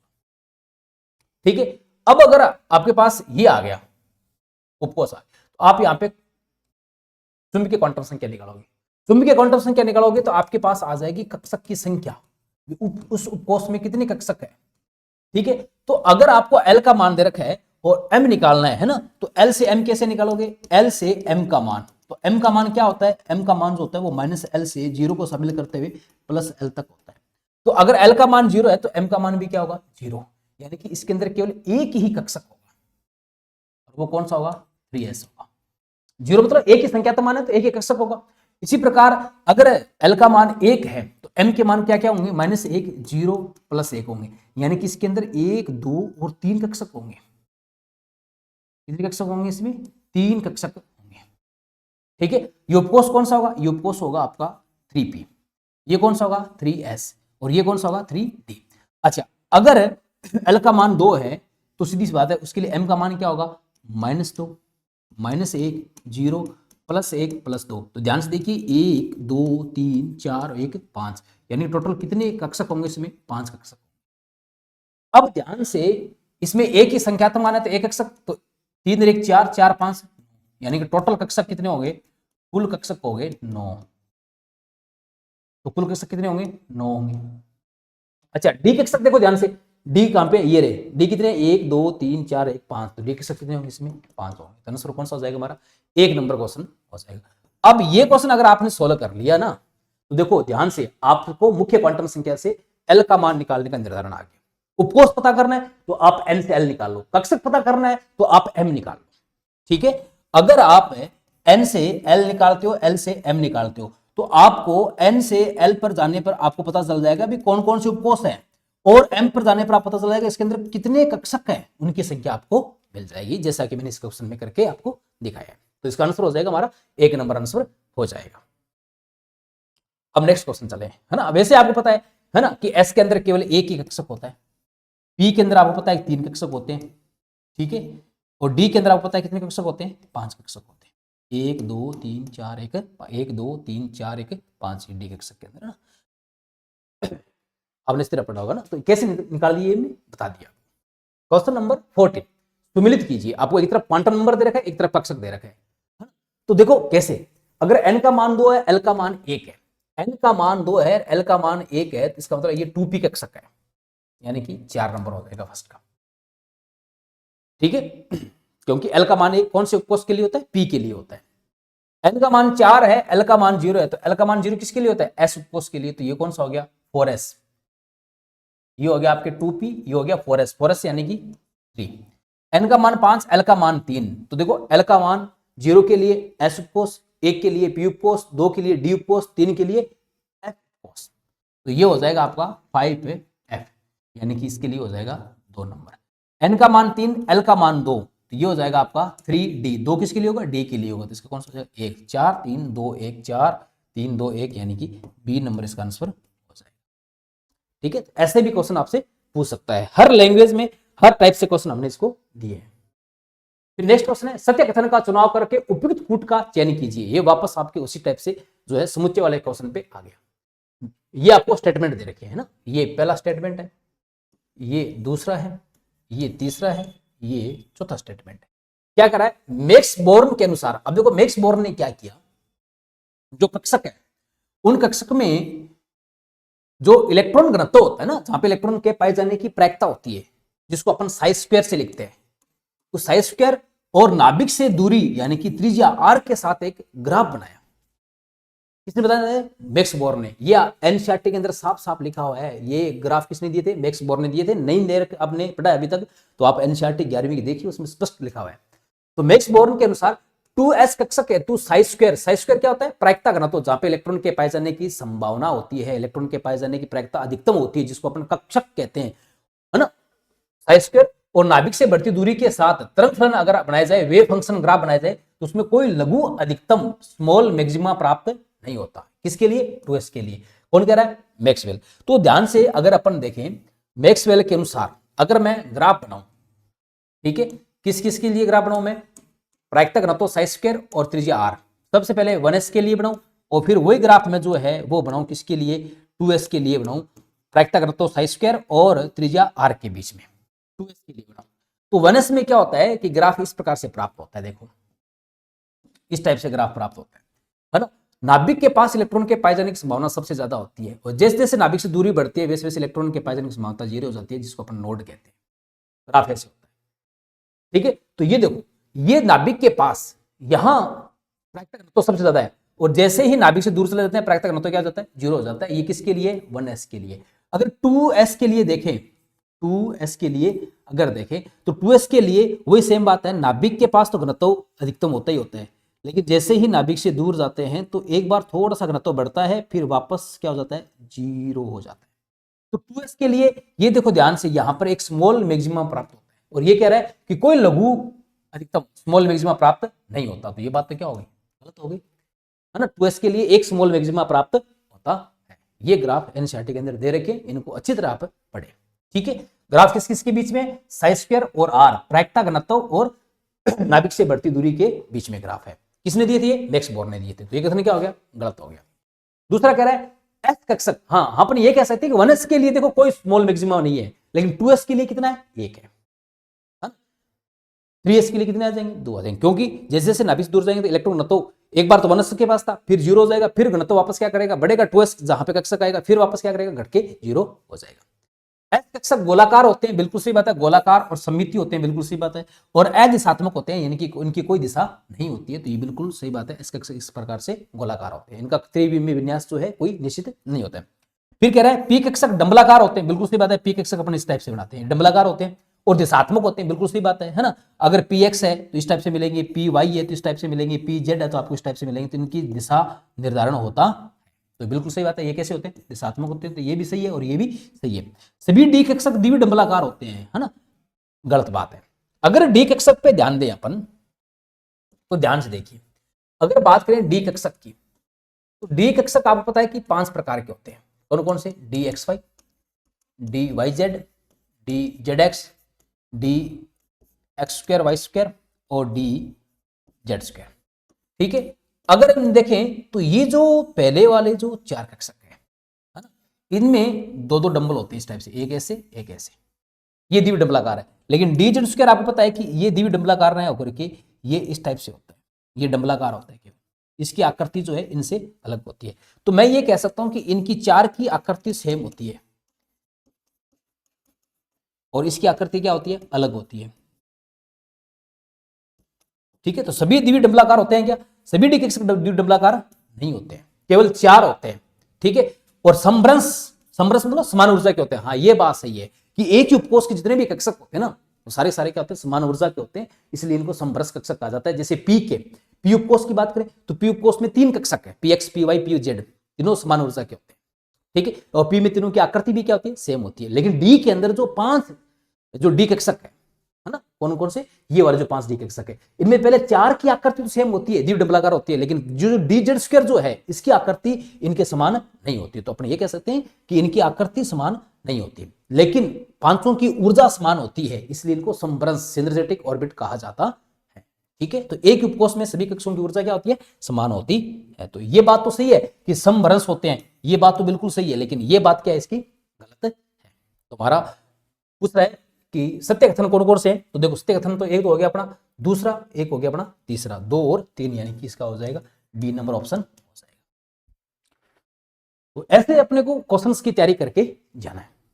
नेक्स्ट क्वेश्चन चले, ऊर्जा का सही क्रम क्या है। देखो ये अलग अलग परमाणुओं के लिए आपको एक ही उपकोष दे रखा है, ये हाइड्रोजन का 2s उपकोष है, ये लिथियम का 2s है, सोडियम का 2s है और पोटेशियम का 2s है। तो अगर समान उपकोष हो, ठीक है, तो ध्यान से आपको पता है कि एटॉमिक साइज भी बढ़ रहा है, तो नाभिक से ये क्या कर रहे हैं, दूर जा रहे हैं। तो समान उपकोष के लिए, ठीक है, अगर Z का मान बढ़ेगा तो सीधी सी बात है कि उसकी ऊर्जा का मान क्या होगा, कम होगा। समान उपकोष के लिए Z का मान बढ़ेगा तो ऊर्जा का मान क्या होगा, कम होगा। तो हमारा आंसर कौन सा हो जाएगा इसके अकॉर्डिंग, 1 नंबर आंसर हमारा हो जाएगा। ठीक है, तो क्वेश्चन नंबर 16 आंसर हो जाएगा हमारा 1 नंबर। नेक्स्ट वाले क्वेश्चन पे, निम्न कथनों का अध्ययन करके सत्य कथनों के युग्म विकल्प का चयन कीजिए। ओहबव नियम, है ना, ओहबव नियम क्या होता है, किसी भी परमाणु के अंदर जब तलस्थ अवस्था के अंदर, है ना, बिल्कुल ग्राउंड लेवल के अंदर इलेक्ट्रॉन्स भरे जाते हैं तो उनको ऊर्जा के बढ़ते क्रम में भरे जाते हैं, यानी कि जिसकी ऊर्जा कम है उसको पहले भरा जाता है, जिसकी ऊर्जा ज्यादा है उसको बाद में भरा जाता है। यानी कि जो उपकोष है, जो कक्षक है, उनमें इलेक्ट्रॉनों का जो उपकोष जो होता है, उनमें इलेक्ट्रॉनों का जो वितरण होता है वो ऊर्जा के बढ़ते क्रम में होता है। ये बात कौन सा है, ओहबव नियम कहता है। और ओहबव नियम में जो वर्ड ओहबव है ये एक जर्मन वर्ड है जिसका मतलब होता है निर्माण करना, टू फॉर्म, यानी कि बनाना, यानी कि कक्षकों का निर्माण कैसे किया जाएगा। ठीक है, तो ये जो नियम है ये 3 बातों पर आधारित है। एक तो है पाउली अपवर्तन सिद्धांत पे आधारित है, एक है हुंड के अधिकतम बहुपता के नियम पे आधारित है, और कक्षकों की अपेक्षित ऊर्जा पे आधारित है। तो ये बात बिल्कुल क्या है, सही है कि ओहबव नियम वास्तव में इन तीनों बातों को क्या करता है, बेस बना करके चलता है ना। पाउली अपवर्तन सिद्धांत आपने पढ़ा होगा, है ना, कि किसी भी कक्षक के अंदर जो इलेक्ट्रॉन है उसकी अधिकतम 3 क्वांटम संख्या समान हो सकती है, चौथी क्वांटम संख्या हमेशा क्या होगी, अलग होगी। इसका मतलब कि एक ही कक्षक में अधिकतम 2 इलेक्ट्रॉन आ सकते हैं। ये पाउली अपवर्तन सिद्धांत का क्या है, स्टेटमेंट है। हुंड का अधिकतम बहुपता का नियम क्या है कि जब आप एक ही उपकोष के अंदर अलग कक्षक भरते हो तो पहले प्रत्येक कक्षक के अंदर एक एक इलेक्ट्रॉन आता है, एक इलेक्ट्रॉन आता है, और जब सारे कक्षक भरे जाते हैं तो उसके बाद में फिर इलेक्ट्रॉनों का क्या होता है, युग्मन प्रारंभ होता है। ठीक है, और कक्षकों की अपेक्षित ऊर्जा, जिसकी ऊर्जा ज्यादा होगी उसको बाद में भरा जाएगा, जिसकी ऊर्जा कम हो उसको पहले भरा जाएगा। और अपेक्षित ऊर्जा कौन से नियम से, किससे निकालते हैं अपन, N+L से निकालते हैं। इसको N+L का नियम भी कहते हैं। तो इन तीन चीजों पे कौन आधारित है, ओबाउ का नियम आधारित है। ठीक है, इन तीनों बातों से मिलकर के ही एक जो है अपन कहते हैं उपकोष का निर्माण होता है, और उसको अंदर इलेक्ट्रॉन का जो है भरना फिर जो है इसी नियम के आधार पे होता है। तो अपन ये कह सकते हैं कि ओबाउ का जो नियम है वो इन तीनों नियमों पे के आधारित है। हुंड नियम का आधार विनिमय ऊर्जा है, बिल्कुल सही बात है ना। हुंड का नियम ये तो कहता है विनिमय ऊर्जा ये जो है स्थायीकरण कारक होता है। ये कहता है कि जब आप कोई भी एक उपकोष के कक्षक भरो तो पहले आप प्रत्येक में एक एक इलेक्ट्रॉन भरिए। इससे क्या होगा, इनके बीच जो रिपल्सन है वो कम होगा, इनके विनिमय की संभावना ज्यादा होगी, और विनिमय की संभावना ज्यादा होगी तो विनिमय ऊर्जा भी क्या होगी, ज्यादा होगी। विनिमय ऊर्जा ज्यादा होगी तो सीधी सी बात है एक्सचेंज एनर्जी अगर ज्यादा होगी तो स्थायित्व भी क्या होगा, ज्यादा होगा। तो हुंड के नियम का आधार वास्तव में एक्सचेंज एनर्जी है, ये बात बिल्कुल क्या है, सही है। फिर नियोप्रिन एक ताप दृढ़ बहुलक है ना। तो नियोप्रिन अगर अपन ध्यान से देखें तो नियोप्रिन जो है ये वास्तव में क्या है, ये जो है क्लोरोप्रिन का बहुलक है। इसका बहुलक है, ये क्लोरोप्रिन का बहुलक है। ठीक है, और नियोप्रिन एक संश्लेषित रबड़ है। ठीक है, और क्लोरोप्रिन का बहुलक भी कौन सा बहुलक है, ये क्लोरोप्रिन का एक जो है प्रत्यास्थ बहुलक है, इलास्टिक जो है पॉलीमर है। तो क्या ये तापदृढ़ बहुलक है क्या, थर्मोसेटिंग नहीं। थर्मोसेटिंग वो होते हैं जिनको एक बार आकृति प्राप्त हो जाए उनकी आकृति में कभी भी चेंज नहीं कर सकते, जैसे आपका बेकेलाइट है, नोवोलेक है, मेलामीन है, रेजिन फॉर्मेल्डिहाइड है ना। तो ये नियोप्रिन तापदृढ़ बहुलक नहीं है, तो ये बात क्या हो गया, गलत हो गया।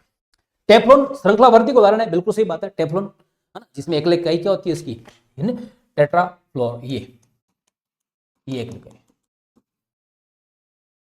ठीक है, इनके बार बार पुनरावर्तन से जो है टेफ्लॉन का निर्माण होता है, एक प्रकार के मोनोमर बार बार जोड़ते रहते हैं। तो श्रृंखलावर्ती बहुलक का ये क्या उदाहरण है, चेन जो है बढ़ती रहती है। तो ये बात बिल्कुल क्या सही है। तो इसमें गलत कौन कौन से हो गए, 3 नंबर हो गए।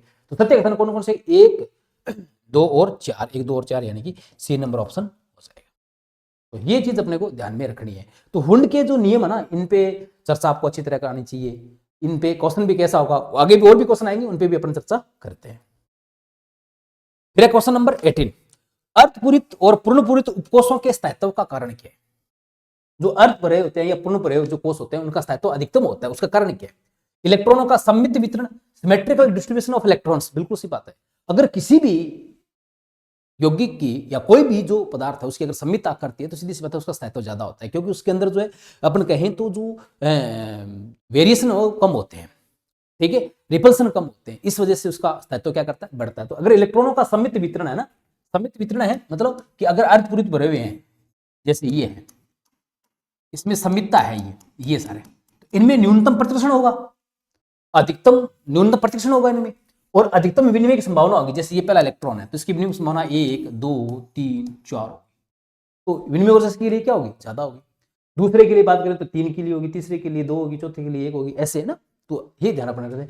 तो इलेक्ट्रॉनों का सममित वितरण होने से आपको पता है कि इनके बीच का प्रतिकर्षण कम हो जाएगा, एक दूसरे को कम प्रेरक्षित करेंगे, तो ऐसा होने से इनका स्थायित्व क्या करेगा, बढ़ जाएगा। तो ये बात बिल्कुल क्या है, सही है। फिर उच्च विनिमय ऊर्जा होगी, बिल्कुल सी बात है, अगर ऐसी स्थिति है तो विनिमय ऊर्जा उच्च होगी, और विनिमय ऊर्जा उच्च होगी तो स्थायित्व भी क्या होगा, इनका अधिकतम होगा, ये बात भी सही है।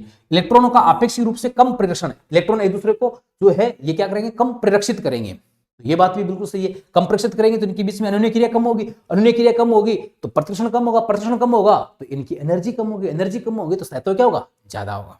तो ये बात भी बिल्कुल सही है। न्यून कूलाम्बिक प्रतिकर्षण बल लगेगा, बिल्कुल सही बात है। अगर ऐसे हैं तो इनके बीच में प्रतिकर्षण क्या होगा, सबसे कम होगा, तो स्थायित्व क्या होगा, ज्यादा होगा। इसका मतलब ये सारी बातें जो है अर्धपूरित और पूर्णपूरित की व्याख्या करने के लिए क्या है, सही है। ये भी एनसीईआरटी के अंदर एक डायरी के फॉर्म में दे रखा है, वहां से क्वेश्चन ये मैंने बनाया है, आप इसको जरूर अच्छी तरह पढ़ें। क्वेश्चन नंबर 18 का आंसर हो जाएगा हमारा, 3 नंबर आंसर हो जाएगा। फिर एक उपकोष में उपस्थित इलेक्ट्रॉन की डैश डैश समान तथा डैश डैश भिन्न भिन्न होते हैं। तो अगर एक उपकोष की बात करें जैसे डी उपकोष है ना, तो डी उपकोष में आपको पता है कि 5 कक्षक होते हैं, 1 2 3 4 1 5। ठीक है, अगर इनके बात करें तो कौन कौन से कक्षक होते हैं, एक डी एक्स वाई होता है, एक डी वाई जेड होता है, एक डी जेड एक्स होता है, एक d x square y square होता है, और एक डी जेड स्क्वायर होता है। तो हमने अभी बात की थी कि अगर इन 500 में जो इलेक्ट्रॉन है, इन 500 में इलेक्ट्रॉन की एनर्जी तो सेम होगी, तो इन सब में उपस्थित इलेक्ट्रॉन की ऊर्जा क्या होती है, समान होती है, इसलिए तो इनको समरस कक्षक बोलते हैं। लेकिन इलेक्ट्रॉन का जो त्रिविम वितरण होता है ना, वो क्या होता है, अलग अलग होता है। आंसर कौन सा हो जाएगा, 1 हो जाएगा। है ना। इसमें इलेक्ट्रॉन का वितरण जो है एक्स वाई तल में होगा, इसमें वाई जेड में होगा, इसमें जेड एक्स में होगा, इसमें एक्स स्क्वायर वाई स्क्वायर में होगा और इसमें जेड स्क्वायर में होगा। तो इलेक्ट्रॉन का वितरण जो है, वितरण जो होता है ना, वो अलग अलग होता है, लेकिन ऊर्जा सबकी क्या होती है, सेम होती है। तो आंसर इसका कौन सा हो जाएगा, 1 नंबर आंसर हो जाएगा। ये भी एनसीईआरटी से बनाया गया एक क्वेश्चन है। क्वेश्चन नंबर 20, सत्य विकल्प है, सही विकल्प कौन सा है। क्रोड इलेक्ट्रॉन पूर्ण रूप से भरे कोषों के इलेक्ट्रॉन कहलाते हैं, बिल्कुल सही बात है ना। जैसे मैं सोडियम का इलेक्ट्रॉनिक विन्यास लिखूं, सोडियम जिसका एटॉमिक नंबर 11 होता है, इसका इलेक्ट्रॉन विन्यास होता है 1s2 2s2 2p6 3s1। तो इसमें ध्यान से देखिए, ये सबसे बाह्यतम कोष है, जो सबसे बाह्यतम कोष होता है उसको श्योनजी कोष कहा जाता है। ये आपने अच्छी तरह पढ़ा होगा, ठीक है। श्योनजी कोष में जो इलेक्ट्रॉन है उनकी संख्या को, उनको श्योनजी इलेक्ट्रॉन कहते हैं, ठीक है। इससे पहले वाले जो पूर्ण भरे कोष है ना, इनको क्या कहा जाता है, इसको क्रोड कहा जाता है, और इसके अंदर जो इलेक्ट्रॉन है उनको क्रोड इलेक्ट्रॉन कहते हैं। तो क्रोड इलेक्ट्रॉन पूर्ण रूप से भरे कोषों के इलेक्ट्रॉन होते हैं, ये बात बिल्कुल क्या सही है। उच्चतम क्वांटम संख्या, इनमें से सबसे बड़ी जो क्वांटम संख्या है, के इलेक्ट्रॉन शून्यता इलेक्ट्रॉन कहलाते हैं। तो देखो इनमें सबसे बड़ी क्वांटम संख्या कौन सी है, ये रही मुख्य क्वांटम संख्या ना। ये इसका क्या है, सबसे बाहर वाला कोष है जिसको शून्यता कोष कहते हैं। तो बिल्कुल सी बात है, इसके अंदर इलेक्ट्रॉन जो शून्यता इलेक्ट्रॉन कहलाएंगे, ये बात भी बिल्कुल क्या है, सही है। सोडियम में 10 क्लोड इलेक्ट्रॉन है, सोडियम में गिनो आप, 2 2 4 6 10 क्लोड इलेक्ट्रॉन है, और एक श्योनजी इलेक्ट्रॉन है। देखो सबसे बाहर एक है तो एक श्योनजी इलेक्ट्रॉन है, ये बात भी क्या सही है। तो सारे के सारे कथन क्या हो गए, सही हो गए। ये इलेक्ट्रॉनिक विन्यास पे आधारित एक क्वेश्चन हो गया। ये क्वेश्चन इस लैंग्वेज में बनकर के भी आ सकता है, तो हमें इनका एक एक कंसेप्ट क्लियर रहना चाहिए।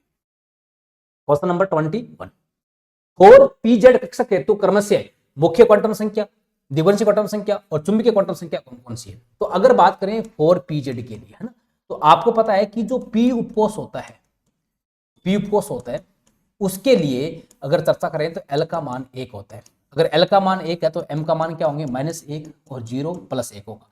अब देखो ये जो 0 जो होता है ना, मुख्य चुंबकीय क्वांटम संख्या, ये हमेशा किसके लिए होती है, pz के लिए होती है, ठीक है। अब जो px है और जो py है, इसका मान माइनस या +1 हो सकता है। अगर इसका मान -1 है, ठीक है, तो इसका मान +1 होगा। इसका मान -1 है, +1 है, तो इसका मान -1 होगा, ठीक है। तो मतलब ये तो या तो px होगा py होगा, ये या px होगा py होगा, लेकिन ये हमेशा क्या होगा, pz इसको माना जाता, ठीक है। तो अगर इसके लिए देखें तो इसके लिए मुख्य क्वांटम संख्या जो सबसे पहले होती है, मुख्य क्वांटम संख्या होती है, तो n का मान कितना हो गया, 4 हो गया। l का मान p के लिए कितना होता है, 1 होता है, और यहाँ pz है तो pz है तो इसके लिए m का मान क्या हो गया, 0 हो गया। तो 4 1 0 यानी कि बी नंबर आंसर हो जाएगा, ठीक है। बहुत ही अच्छा प्रश्न है, ऐसा आपसे एग्जाम में पूछ सकता है। फिर n बराबर 4 l बराबर 1 और m बराबर +1 है, तो कक्षक कौन से होंगे। n का मान 4 है, l का मान 1 है, इसका मतलब p है। m का मान +1 है, तो +1 के लिए आपको पता है कि या तो px हो सकता है या py हो सकता है। तो ये 4px भी हो सकता है, 4py भी हो सकता है, यानी कि b और c दोनों हो सकते हैं। लेकिन dz² है ना, ये कब होता, जब l का मान क्या होता, 2 होता और m का मान कितना होता, 0 होता। लेकिन यहाँ पे l का मान क्या है, 1 है, तो सीधी सी बात d तो हो गई नहीं। तो या तो px हो सकता है या py हो सकता है, pz यहाँ पे नहीं होगा। तो आंसर b और c हो जाएंगे दोनों। n बराबर 4 ms बराबर -12 से संबंधित इलेक्ट्रॉन की संख्या क्या होगी, है ना। तो अगर आपको मुख्य क्वांटम संख्या दे रखी हो और उस इलेक्ट्रॉन की संख्या निकालनी हो, तो फॉर्मूला क्या होता है, 2n² होता है। तो यहाँ पे अगर n का मान रखें 4, तो 4 का स्क्वायर कितना करोगे आप, ये कितना आएगा, 16 दूना 32 इलेक्ट्रॉन आ जाएंगे, यानी कि टोटल कितने इलेक्ट्रॉन होंगे, 32। अब आपको पता है कि एक कक्षक के अंदर 2 इलेक्ट्रॉन होते हैं, एक तो होता है +12 का और एक होता है -12 का, यानी कि दोनों के चक्रण एक दूसरे के विपरीत होते हैं पाउली के अपवर्जन सिद्धांत के अनुसार। तो सीधी सी बात है, 32 इलेक्ट्रॉन है, उसमें से -12 वाले जिसकी स्पिन क्वांटम नंबर कितनी है, -12 वाले कितने होंगे, आधे होंगे। तो 32/2 क्या कर दो, तो कितने इलेक्ट्रॉन होंगे, 16। तो 16 -12 वाले होंगे और 16 क्या होंगे, +12 वाले होंगे। जिसका स्पिन क्वांटम नंबर +12 होगा वो भी 16 होंगे, जिसके स्पिन क्वांटम नंबर -12 होगा वो भी कितने होंगे, 16 होंगे, ठीक है। नेक्स्ट क्वेश्चन, जब हाइड्रोजन परमाणु के n बराबर 4 ऊर्जा स्तर से n बराबर 2 ऊर्जा स्तर में इलेक्ट्रॉन जाता है, तो किस तरंगदैर्ध्य का प्रकाश उत्सर्जित होगा, ठीक है। तो ये देखो एक बहुत ही अच्छा क्वेश्चन है, न्यूमेरिकल है, वैसे सिंपल है, एग्जाम में आने लायक न्यूमेरिकल है, तो अपने को ये इस पे ध्यान रखना है, ठीक है। तो देखो इसके लिए आपने जब हाइड्रोजन का स्पेक्ट्रम पढ़ा था तो एक फॉर्मूला दिया गया था, है ना, भी तरंग संख्या निकालनी हो जिसको अपन म्यू बार से लिखते हैं, तो ये किसके बराबर होती है, 1/λ के बराबर होती है। इसका फॉर्मूला क्या होता है, r(z²) 1/n इनिशियल का स्क्वायर माइनस n फाइनल का स्क्वायर, जहां पे r रेडबर्ग कांस्टेंट होता है, z एटॉमिक नंबर होता है ना। यहां बात करें हाइड्रोजन परमाणु के लिए हमें क्या निकालनी है, तरंगदैर्ध्य निकालनी है, तो 1/λ किसके बराबर होगा, ठीक है। तो देखो आर यहाँ पे बात करें रिडबर्ग कांस्टेंट का मान रखें तो वो अगर मैं मान लो मीटर इनवर्स में रिडबर्ग कांस्टेंट का मान लेता हूं तो 1.09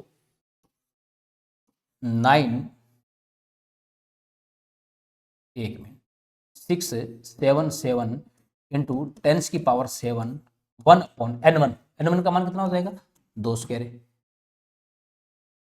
और n2 का मान कितना हो जाएगा 4 का। ठीक है, ये किस में आएगा आपके पास में, ये आएगा मीटर में। तो यहां से जब आप सोल्व करेंगे तो आपके पास जो लैम्डा जो आएगा, ठीक है 1 अपॉन लैम्डा बराबर, इसको मान लो पहले एक बार 1 अपॉन लैम्डा बराबर लिखूं 1.09677 इंटू 10 की पावर 7 इंटू ये सोल्व करोगे 3 अपॉन 16 मीटर आ जाएगा। ठीक है, यहां से लैम्डा निकालोगे तो लैम्डा बराबर आपके पास में आएगा 16 अपॉन 3 इंटू 1.09677, ये आ जाएगा आपके पास मीटर इनवर्स में। जब इसको सोल्व करोगे तो ये आएगा 486 और नैनोमीटर में आंसर आएगा, यानी कि ए नंबर ऑप्शन इसका हो जाएगा। ये बिल्कुल फॉर्मूले बेस्ड क्वेश्चन है। ठीक है, तो अगर आप 1 अपॉन लैम्डा निकालते हो, तरंग संख्या पूछ लेता तो आप केवल इसी को सोल्व कर देते, तो आपके पास क्या आ जाती, तरंग संख्या आ जाती। लेकिन आपसे क्या पूछा उसने, तरंग दैर्ध्य पूछिए, तरंग दैर्ध्य पूछिए तो आप सारा सीधा इससे तरंग दैर्ध्य निकाल सकते हैं। ठीक है, बहुत अच्छा क्वेश्चन है, ध्यान रखने वाला क्वेश्चन है, एग्जाम में इस पे आ सकता है, पूछ सकता है। नेक्स्ट क्वेश्चन है, जब हाइड्रोजन परमाणु में उच्चतम इलेक्ट्रॉन जो एक्साइटेड इलेक्ट्रॉन जो है वो n बराबर 6 से मूल अवस्था में जाता है तो प्राप्त उत्सर्जी रेखाओं की अधिकतम संख्या क्या होगी। जब अपन हाइड्रोजन स्पेक्ट्रम पढ़ते हैं तो अपन कहते हैं जब इलेक्ट्रॉन उच्च ऊर्जा स्तर से निम्न ऊर्जा स्तर में मूवमेंट करता है तो कुछ रेखाएं प्राप्त होती है जिनको स्पेक्ट्रमी रेखाएं कहते हैं। और स्पेक्ट्रम पढ़ते हैं अपन हाइड्रोजन परमाणु का तो उसमें पढ़ते हैं कि जो स्पेक्ट्रम रेखाएं होती हैं उनको नाम भी दिए गए, लाइमन, बामर, पासन, ब्रैक्ट, फुंड और हम्फ्री दिए गए, है ना। तो वो जो रेखाएं उनकी संख्या क्या होगी। ठीक है, तो जब कोई भी इलेक्ट्रॉन उच्च ऊर्जा स्तर, ठीक है, N2 से N1 में आता है, कहां से कहां पे आता है, N2 से कहां पे आता है, N1 में आता है, तो उत्सर्जित रेखाओं की जो संख्या होती है वो इस फॉर्मूले से निकालते हैं, N2 minus N1 into N2 minus N1 in plus 1 बटा में क्या करोगे 2 करोगे। अब देखो कहां से आ रहा है, n बराबर 6 से मूल अवस्था में आ रहा है, यानी कि 6 से मूल अवस्था यानी कि 0 में आ रहा है, सॉरी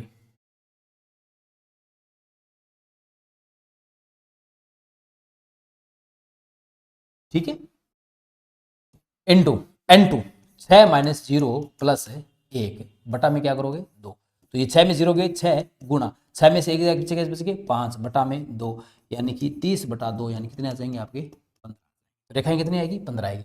अगर सीधा उच्च स्तर से मूल अवस्था में आ रहा है ना तो उसका फॉर्मूला भी होता है n इंटू n माइनस 1, इस फॉर्मूले से भी निकाल सकते हो। कब, जब सीधा कहां से आए उत्तेजित अवस्था से मूल अवस्था में है तो आप ये फॉर्मूला भी लगा सकते हो, 6 इंटू 6 माइनस 1 बटा में क्या करोगे 2 करोगे तो भी आपके पास क्या आएगा 30 बटा 2 यानी कि 15 आएगा। तो ये फॉर्मूला तो जैसे मान लो आपको 6 से 4 में दे देता तो यहाँ पे 6 हो जाता, यहाँ 4 हो जाता, ठीक है। लेकिन मूल अवस्था के लिए तो आप ये फॉर्मूला भी लगा सकते हो, ठीक है। तो ये क्वेश्चन नंबर आपका 25 हो गया।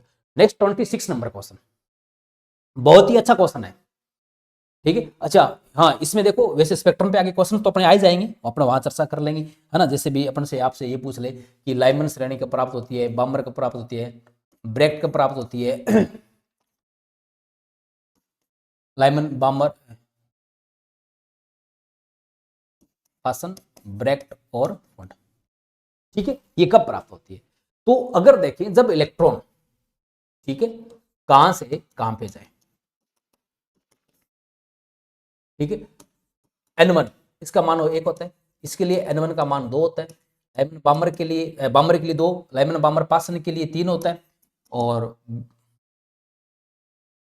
ब्रैक्ट के लिए कितना होता है 4 और फुंड के लिए कितना होता है 5 होता है, ठीक है।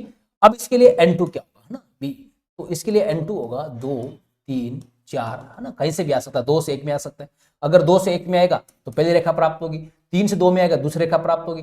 इसके लिए N2 का मान कितना होगा, वही 3 4 5, आगे कुछ भी हो सकता है, इसे आपने पढ़ा होगा। इसके लिए N2 का मान जो है 4 5 6 ऐसा होगा, इसके लिए N2 का मान जो है 5 6 7 ऐसे होगा, और इसके लिए N2 का मान जो है वो कौन सा होगा 6 7 और 8 होगा, ठीक है। 6 से अगर 5 में जा रहा है तो ये पहली रेखा आपको पता ही है, ठीक है। 7 से अगर 5 में जाए दूसरी रेखा प्राप्त होगी, फिर अधिकतम तरंग दैर्ध्य कब प्राप्त होगी, न्यूनतम तरंग दैर्ध्य कब प्राप्त होगी, इन पे भी आपको चर्चा पता होना चाहिए, है ना। लैम्डा मैक्सिमम कब प्राप्त होगा, ठीक है, और लैम्डा मिनिमम कब प्राप्त होगा। तो अगर ऊर्जा अंतर ज्यादा है, तो लैम्डा मिनिमम होगा। ऊर्जा अंतर कम है तो लैम्डा क्या होगा, मैक्सिमम होगा, क्योंकि एनर्जी क्या होती है, एनर्जी होती है E बराबर होती है hc अपॉन लैम्डा। अगर एनर्जी गैप कम है तो लैम्डा ज्यादा होगा, और एनर्जी गैप अगर ज्यादा है तो लैम्डा क्या होगा, कम होगा। तो ऐसे क्वेश्चंस भी आप जरूर सोल्व करके जाएं। इसके लिए आप एग्जाम हेल्प की जो बुक है उसको सोल्व करें, ठीक है। जैसे अगर 2 से 1 में आएगा तो इनका जो एनर्जी डिफरेंस है वो कम है, एनर्जी डिफरेंस कम है तो इसकी तरंग दैर्ध्य क्या होगी, ज्यादा होगी, ठीक है। 3 से 1 में आएगा तो एनर्जी डिफरेंस ज्यादा हो जाएगा, तरंग दैर्ध्य क्या हो जाएगी, कम हो जाएगी। तो ये ध्यान अपने को रखना है, ठीक है। तो अगर आपको बामर में, मान लो बामर के लिए बात करें तो बामर में अगर आपको अधिकतम तरंग दैर्ध्य निकालनी है तो इलेक्ट्रॉन कहां से कहां जाना चाहिए, 3 से 2 में जाना चाहिए पली रेखा के लिए, ठीक है। और अगर आपको न्यूनतम तरंग दैर्ध्य निकालनी है तो इलेक्ट्रॉन क्या आना चाहिए, अनंत से पहले में आना चाहिए, यानी कि आपको क्या करना है, अंतिम रेखा निकालनी है, ठीक है। अनंत से कहां पे आना चाहिए, पहले में आना चाहिए। उस समय एनर्जी डिफरेंस ज्यादा होगा तो तरंग दैर्ध्य क्या होगी, सबसे कम होगी। इस बात को समझना ध्यान से। लैम्डा मैक्सिमम कब प्राप्त होगा, फर्स्ट लाइन के लिए, और लैम्डा मिनिमम कब प्राप्त होगा, अंतिम रेखा के लिए प्राप्त होगा। ध्यान से, फर्स्ट लाइन कब प्राप्त होगी, जब पास वाले से आएगा, और अंतिम कब प्राप्त होगी, जब कहां से आएगा, अनंत से पहले में आएगा, ठीक है। तो ये चीज ध्यान रखना है, आपको ध्यान में रखनी है। इसके अलावा आपको ये भी ध्यान रखना है कि लाइमन जो है, लाइमन बामर पासन ब्रैकेट फुंड हम्फ्री जो है, लाइमन जो है ये पराबैंगनी क्षेत्र में प्राप्त होती है, यूवी रेस में, ठीक है। बामर जो है ये दृश्य क्षेत्र में, विजिबल में प्राप्त होती है। ये एकमात्र ऐसी सीरीज है, श्रेणी है जिसको अपन देख सकते हैं। इसके अलावा पासन, लाइमन बामर के बाद में पासन ब्रैकेट फुंड हम्फ्री जो है ये सारी की सारी इंफ्रारेड में प्राप्त होती है, अवरक्त क्षेत्र में प्राप्त होती है। ये विजिबल में, और ये किसमें होती है, यूवी क्षेत्र में प्राप्त होती है। यहां पर भी क्वेश्चन बन सकता है, ध्यान रखना है अपने। नेक्स्ट क्वेश्चन, निम्नलिखित क्वांटम संख्याओं के कौन से मान संभव नहीं है। बहुत ही इंपॉर्टेंट क्वेश्चन है, ऐसा क्वेश्चन एग्जाम में बार बार पूछा जाता है। तो कौन सा जो है मान संभव नहीं है, कौन सा सेट संभव नहीं है, ठीक है। देखो इसके लिए आपको मैं एक शॉर्टकट ट्रिक बताता हूं कि असंभव स्थिति कब होगी, असंभव स्थिति कब होगी, अगर n का मान l से छोटा है या बराबर है तो असंभव स्थिति होगी, एक तो ये कंडीशन। दूसरी, अगर l का मान m से छोटा है तो भी असंभव स्थिति होगी। अगर आपको पहचाननी हो संभव स्थिति, तो संभव स्थिति कैसी होगी, ऐसे क्वेश्चन को सोल्व करने के लिए ट्रिक बना रखी है अपन ने। संभव स्थिति इसका उल्टा हो जाएगा, n का मान बड़ा होना चाहिए l से, और l का मान या तो m से बड़ा हो या m के क्या हो, बराबर हो। तो ये दो स्थिति संभव की है और ये दो स्थिति असंभव की है, ठीक है। अब देखो पहले कंडीशन देखो, n का मान 0 है, l का मान 0, तो ध्यान से देखिए n भी 0 l भी 0, m का मान भी 0 और ms का मान प्लस हाफ। तो इसमें अगर अपन ध्यान से देखें तो देखो n और l दोनों बराबर है, क्या कभी बराबर हो सकते हैं क्या, नहीं हो सकते, है ना। तो क्यों, क्योंकि n से अगर आप l निकालोगे तो l का मान तो 0 से लेकर n-1 तक होता है, ठीक है। तो ये दोनों बराबर है, इसका मतलब ये मान संभव नहीं है।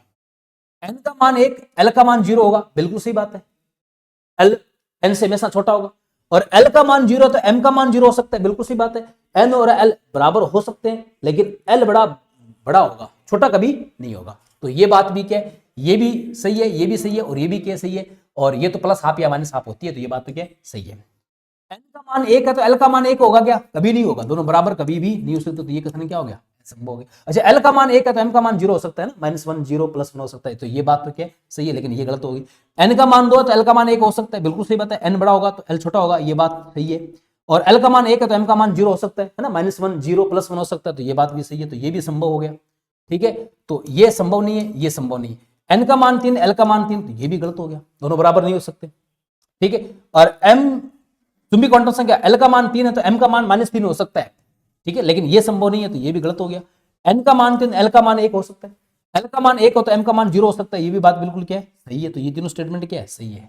तो असंभव कौन कौन से हो गए, पहला, तीसरा और पांचवा, यानी कि डी नंबर ऑप्शन हो जाएगा। बहुत ही इंपॉर्टेंट क्वेश्चन है, इसका शॉर्ट आपको जो है ये मैंने आपको बता दिया। ऐसे क्वेश्चन अपनी जो एग्जाम एल की जो बुक है MCQ के अंदर, उसके अंदर बहुत सारे क्वेश्चन दे रखे हैं और ऐसे इनकी ट्रिक भी दे रखी है, आप उसको जरूर सोल्व करें।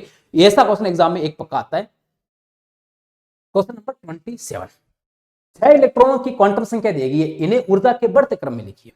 तो ऊर्जा का क्रम अगर निर्धारण करना है हमें, तो ऊर्जा हम किसे डिसाइड करेंगे, ऊर्जा हम डिसाइड करेंगे n+l से, ठीक है। अगर n+l का मान ज्यादा है तो उसकी एनर्जी भी ज्यादा होगी, सीधी सी बात है। और अगर n+l का मान समान है, n+l का मान क्या है, समान है, तो फिर हम क्या करेंगे भाई, तो n+l नियम से देखें तो अगर n+l का मान समान है तो जिसके लिए n ज्यादा होगा उसकी एनर्जी क्या होगी, ज्यादा होगी। बस ये ध्यान रखना है। अब यहां पर देखें n प्लस एल अपन इनके डिसाइड करते हैं। इसका n और प्लस एल 4 प्लस 2 कितना हो गए, 6 हो गए। इसका 3 प्लस 2 कितने हो गए, 5 हो गए। इसके लिए 4 प्लस 1 कितने हो गए, 5 हो गए। इसके लिए 3 प्लस 2 कितने हो गए, 5 हो गए। इसके लिए 3 प्लस 1 कितने हो गए, 4 हो गए। और इसके लिए 4 प्लस 1 कितना हो गए, 5। तो सीधी सी बात है, इसके लिए n प्लस एल का मान सबसे ज्यादा है तो इसकी ऊर्जा सबसे ज्यादा होगी। पहले वाले की तो इसकी ऊर्जा सबसे क्या होगी, ज्यादा होगी। अब इनमें देखो 5 वाले की ऊर्जा, 5 वाले में देखो ध्यान से 1 2 3 4 है, सबकी n प्लस एल का मान सेम है तो ऊर्जा सबकी सेम होनी चाहिए। नहीं भाई, अब अपन देखेंगे n का मान ज्यादा किसका है। देखो इसके लिए n का मान 3 है, इसके लिए n का मान 4 है, इसके लिए n का मान 4 है। ठीक है, तो ध्यान से देखो यहां भी n 4 है, यहां भी n 4 है, इन दोनों का योग भी 5 5 है। इसका मतलब ये हो गया कि जो 3 और जो 6 है, ठीक है, इन दोनों की ऊर्जा क्या है, एक से कम है, लेकिन 3 और 6 की ऊर्जा क्या है, बराबर है। ठीक है, 3 और 6 की ऊर्जा क्या है, बराबर है। अब ध्यान से देखिए, अब उसके बाद में किसकी ऊर्जा होगी, है ना, ये आगे। अब इसका भी 5 है लेकिन इसके n का मान 3 है, तो इसका मतलब इसकी ऊर्जा इनसे क्या होगी, कम होगी, 2 की। और सबसे कम किसकी होगी, अब ये आ गया, ये लिख दिया अपने, यानी कि 3 और 6 इन दोनों सेम है। अच्छा, इसका मान n है ना, तो इसका मतलब 2 और 4 की ऊर्जा भी क्या होगी, सेम होगी। ठीक है, क्योंकि दोनों के लिए n का मान भी सेम है और योग भी क्या है, सेम है। ठीक है, अब ध्यान से देखिए, अब जो है एक ही बच गया, कौन सा, 5 नंबर बच गया, जिसके लिए n प्लस एल का मान सबसे कम है, तो ये 5 हो जाएगा। तो 5 वो 2 और 4 के बराबर है लेकिन 5 से ज्यादा है, 6 और 3 के बराबर है लेकिन इन 2 से ज्यादा है, और 1, तो आंसर कौन सा हो जाएगा इसका, बी नंबर आंसर। ये n प्लस एल के नियम पे आधारित एक क्वेश्चन है, जरूर इसको ऐसे क्वेश्चन आप जरूर सोल्व करें। ये देखने में बड़े जरूर है लेकिन इनका कंसेप्ट बड़ा सिंपल सा है। एक p इलेक्ट्रॉन का कक्षक कोणीय संवेग, ऑर्बिटल एंगुलर मोमेंटम, है ना, तो ऑर्बिटल एंगुलर मोमेंटम निकालने का फॉर्मूला क्या होता है, under root l into l plus 1 into h upon 2 pi होता है, जहां पे एल क्या होती है, द्विगुणित क्वांटम नंबर होता है। तो अगर बात करें p इलेक्ट्रॉन के लिए एल का मान कितना होता है, 1 होता है, तो 1 into 1 plus 1 into h upon 2 pi, तो ये आ जाएगा under root 2 into h upon 2 pi. इसको सोल्व करें अकॉर्डिंग ऑप्शन, तो ये h upon under root 2 pi आ जाएगा, यानी एक नंबर ऑप्शन आ जाएगा। ठीक है ना, इसको सोल्व कैसे किया पता है, देखो मैंने क्या किया, जो अंडर रूट एच अपॉन 2 पाई है ना, इसको मैंने ऊपर भी अंडर रूट 2 से गुणा कर दिया, नीचे भी अंडर रूट 2 से गुणा कर दिया। ये अंडर रूट 2 ये अंडर रूट 2 को गुणा करेंगे तो 2 हो जाएगा, 2 से 2 ये कट जाएगा, तो पीछे क्या बच गया, पीछे बच गया h upon under root 2 into pi बच गया। ठीक है, तो आंसर नंबर इसका 1 हो जाएगा। तो ऐसे आप कक्षक कोणीय संवेग निकाल सकते हो, है ना। अब वो चक्रण कोणीय संवेग निकालना है तो under root s into s plus 1 into h upon 2 pi. Next question, निम्न में से कौन सा कथन असत्य है, कक्षक में इलेक्ट्रॉन का कुल कक्षक कोणीय संवेग 0 के बराबर होगा। बिल्कुल सही बात है। एस कक्षक के लिए बात करें तो फॉर्मूला कक्षक कोणीय संवेग क्या होता है, L plus 1 H upon 2 pi होता है, ये भी अपने पढ़ा था। एस कक्षक के लिए एल का मान कितना होता है, 0 होता है, 0 इंटू 0 प्लस 1 एच अपॉन 2 पाई, अंडर रूट 0 का 0 आ जाएगा, तो 0 गुणा एच अपॉन 2 पाई का मान कितना हो जाएगा, 0 हो जाएगा। तो ये बात बिल्कुल क्या है, सही है कि कुल कक्षक कोणीय संवेग एस कक्षक के लिए क्या होगा, 0 होगा। एक कक्षक 3 क्वांटम संख्याओं से निर्दिष्ट है। अगर एक कक्षक को दिखाना है अपने को तो 3 क्वांटम संख्या होती है ना, जैसे मैंने मान लो ये कक्षक लिखा है 4px लिखा है ना। अगर देखो ध्यान से देखना मेरी बात, मैंने लिखा 4p, इसका मतलब ये एक उपकोष है। मैंने लिखा 4px, अब इसका मतलब ये क्या हो गया, कक्षक हो गया। इस कक्षक में मुझे क्या पता चल रहा है कि n का मान कितना है, 4 है। ठीक है, l का मान कितना है, 1 है, क्योंकि p उपकोष है। और m का मान मैं ये कह सकता हूं या तो +1 है या -1 है। तो अगर एक कक्षक को मुझे प्रदर्शित करना है तो 3 क्वांटम संख्या देखो दिखाई दे रही है, मुख्य, द्विवंशी और चुंबकीय है। तो एक कक्षक 3 क्वांटम संख्याओं से निर्दिष्ट होता है, बिल्कुल सही बात है। जबकि एक इलेक्ट्रॉन में, एक परमाणु में इलेक्ट्रॉन 4 क्वांटम संख्याओं से दिखाया जाता है, बिल्कुल सही बात है, क्योंकि इलेक्ट्रॉन आते ही एक और क्वांटम संख्या आ जाती है, कौन सी, वो आ जाती है आपकी स्पिन क्वांटम नंबर आ जाती है। तो अगर कक्षक को प्रदर्शित करना है तो 3 क्वांटम संख्या चाहिए, इलेक्ट्रॉन को प्रदर्शित करना है तो 4 क्वांटम संख्याएं चाहिए। तो ये बात भी बिल्कुल क्या है, सही है। नाइट्रोजन परमाणु का इलेक्ट्रॉन न्यास 1s2 2s2 2px1 2py1 2pz1 होता है। देखो इलेक्ट्रॉन न्यास तो ये बात सही है, बिल्कुल सही बात है, भी 1s2 2s2 2p3 होता है, प्रत्येक में एक एक आएगा बॉन्ड के नियम के अनुसार। ठीक है, एक एक आएगा। लेकिन जैसे ही इलेक्ट्रॉन जो आएगा भरेंगे अपन तीसरे लास्ट उपकोष में भरेंगे तो उसमें ये इलेक्ट्रॉन जो ना पहले सबके चक्रण एक जैसे होंगे, इसमें देखो चक्रण उल्टा दे रखा है, पहले चक्रण एक जैसे होंगे, उससे सममिति आएगी, विनिमय ऊर्जा बढ़ेगी तो स्थायित्व क्या करेगा, बढ़ेगा। तो मतलब ये ऐसा नहीं होना चाहिए था, ये कैसे होना चाहिए था, ये ऐसे होना चाहिए था। तो ये कथन क्या हो गया, गलत हो गया। डी जेड स्क्वायर के लिए एम का मान शून्य होता है ना, बिल्कुल सी बात अपने बात की थी, जो डी जेड जो कक्षक होता है उसके लिए एम का मान 0 मानते हैं अपन, ठीक है, क्योंकि डी जो है एल का मान कितना होता है, डी के लिए 2 होता है, 2 के तो उसके संभावित मान क्या होता है, -2 -1 0 +1 +2। ये जो 0 है ना, ये किसके लिए निर्धारित किया गया है, डी जेड स्क्वायर के लिए। बाकी ये डी एक्स वाई हो सकता है, डी वाई जेड होता है, डी जेड एस हो सकता है, d x square y square हो सकता है। तो एस तक कथन कौन सा हो गया, 3 नंबर हो गया, अनुसरण नंबर हमारा क्या हो जाएगा, सी हो जाएगा। ऐसे कैसे कि यहाँ पे इलेक्ट्रॉन के चक्रण एक जैसे होंगे, ठीक है, युग्मन होने के बाद में विपरीत चक्रण के ये आने स्टार्ट होंगे। तो ये आंसर नंबर हो जाएगा हमारा 3। क्वेश्चन नंबर छोड़िए 29 हो गया, ठीक है। 30 नंबर, निम्न में से कौन सा कथन हाइड्रोजन परमाणु के लिए बोर मॉडल का भाग नहीं है ना। बोर मॉडल ने हाइड्रोजन परमाणु के लिए कौन सा कथन नहीं दिया था, कक्षक में इलेक्ट्रॉनों की ऊर्जा क्वांटी करता है, बिल्कुल सही बात है, ठीक है ना। बोर ने कहा था कि इलेक्ट्रॉन नाभिक के चारों ओर एक निश्चित कक्षा में चक्कर लगाते हैं जहां उनकी ऊर्जा फिक्स रहती है, और वो जो ऊर्जा होती है ना वो एक निश्चित संख्या का पूर्ण गुणज होती है, जैसे -13.6 अपन इससे क्या करते हैं, गुणा करते हैं। तो बिल्कुल सही बात है कि कक्षक में इलेक्ट्रॉन की ऊर्जा क्वांटी करता है, यानी कि एक निश्चित संख्या का पूर्ण गुणज है। ये बात बिल्कुल क्या सही है, ये बात किसने की थी, बोर ने की थी, और उसने फिर एनर्जी का फॉर्मूला भी दिया था, -13.6 × Z²/n²। कक्षक में नाभिक से न्यूनतम दूरी पर स्थित इलेक्ट्रॉन की न्यूनतम ऊर्जा होती है। कक्षक में अगर नाभिक से न्यूनतम दूरी पे, यानी कि नाभिक के जो सबसे पास में है, ठीक है, उसकी ऊर्जा सबसे कम होती है, ठीक है, क्योंकि उस पर नाभिक का आकर्षण बल क्या होता है, सबसे अधिक होता है। तो ये बात बिल्कुल क्या है, उसकी ऊर्जा सबसे कम होती है। इलेक्ट्रॉन विभिन्न कक्षकों में नाभिक के चारों ओर चक्कर लगाते हैं, ये बात बिल्कुल सही है बोर के अनुसार, ठीक है। कक्षा में किसी इलेक्ट्रॉन की स्थिति और वेग का एक साथ निर्धारण नहीं किया जा सकता, ये बात गलत है, ये तो हाइजेनबर्ग ने कहा था, बोर ने नहीं कहा था। तो ये स्टेटमेंट जो है ये बोर से संबंधित नहीं है, ये हाइजेनबर्ग से संबंधित है। तो इसका आंसर क्या हो जाएगा, डी नंबर आंसर हो जाएगा। तो ये अपने पहले टेस्ट के अंदर जो पहले एपिसोड है उसमें अपन 30 क्वेश्चन अपने सोल्व किए। मिलते हैं नेक्स्ट एपिसोड में, तब तक के लिए थैंक यू, जय हिंद जय भारत।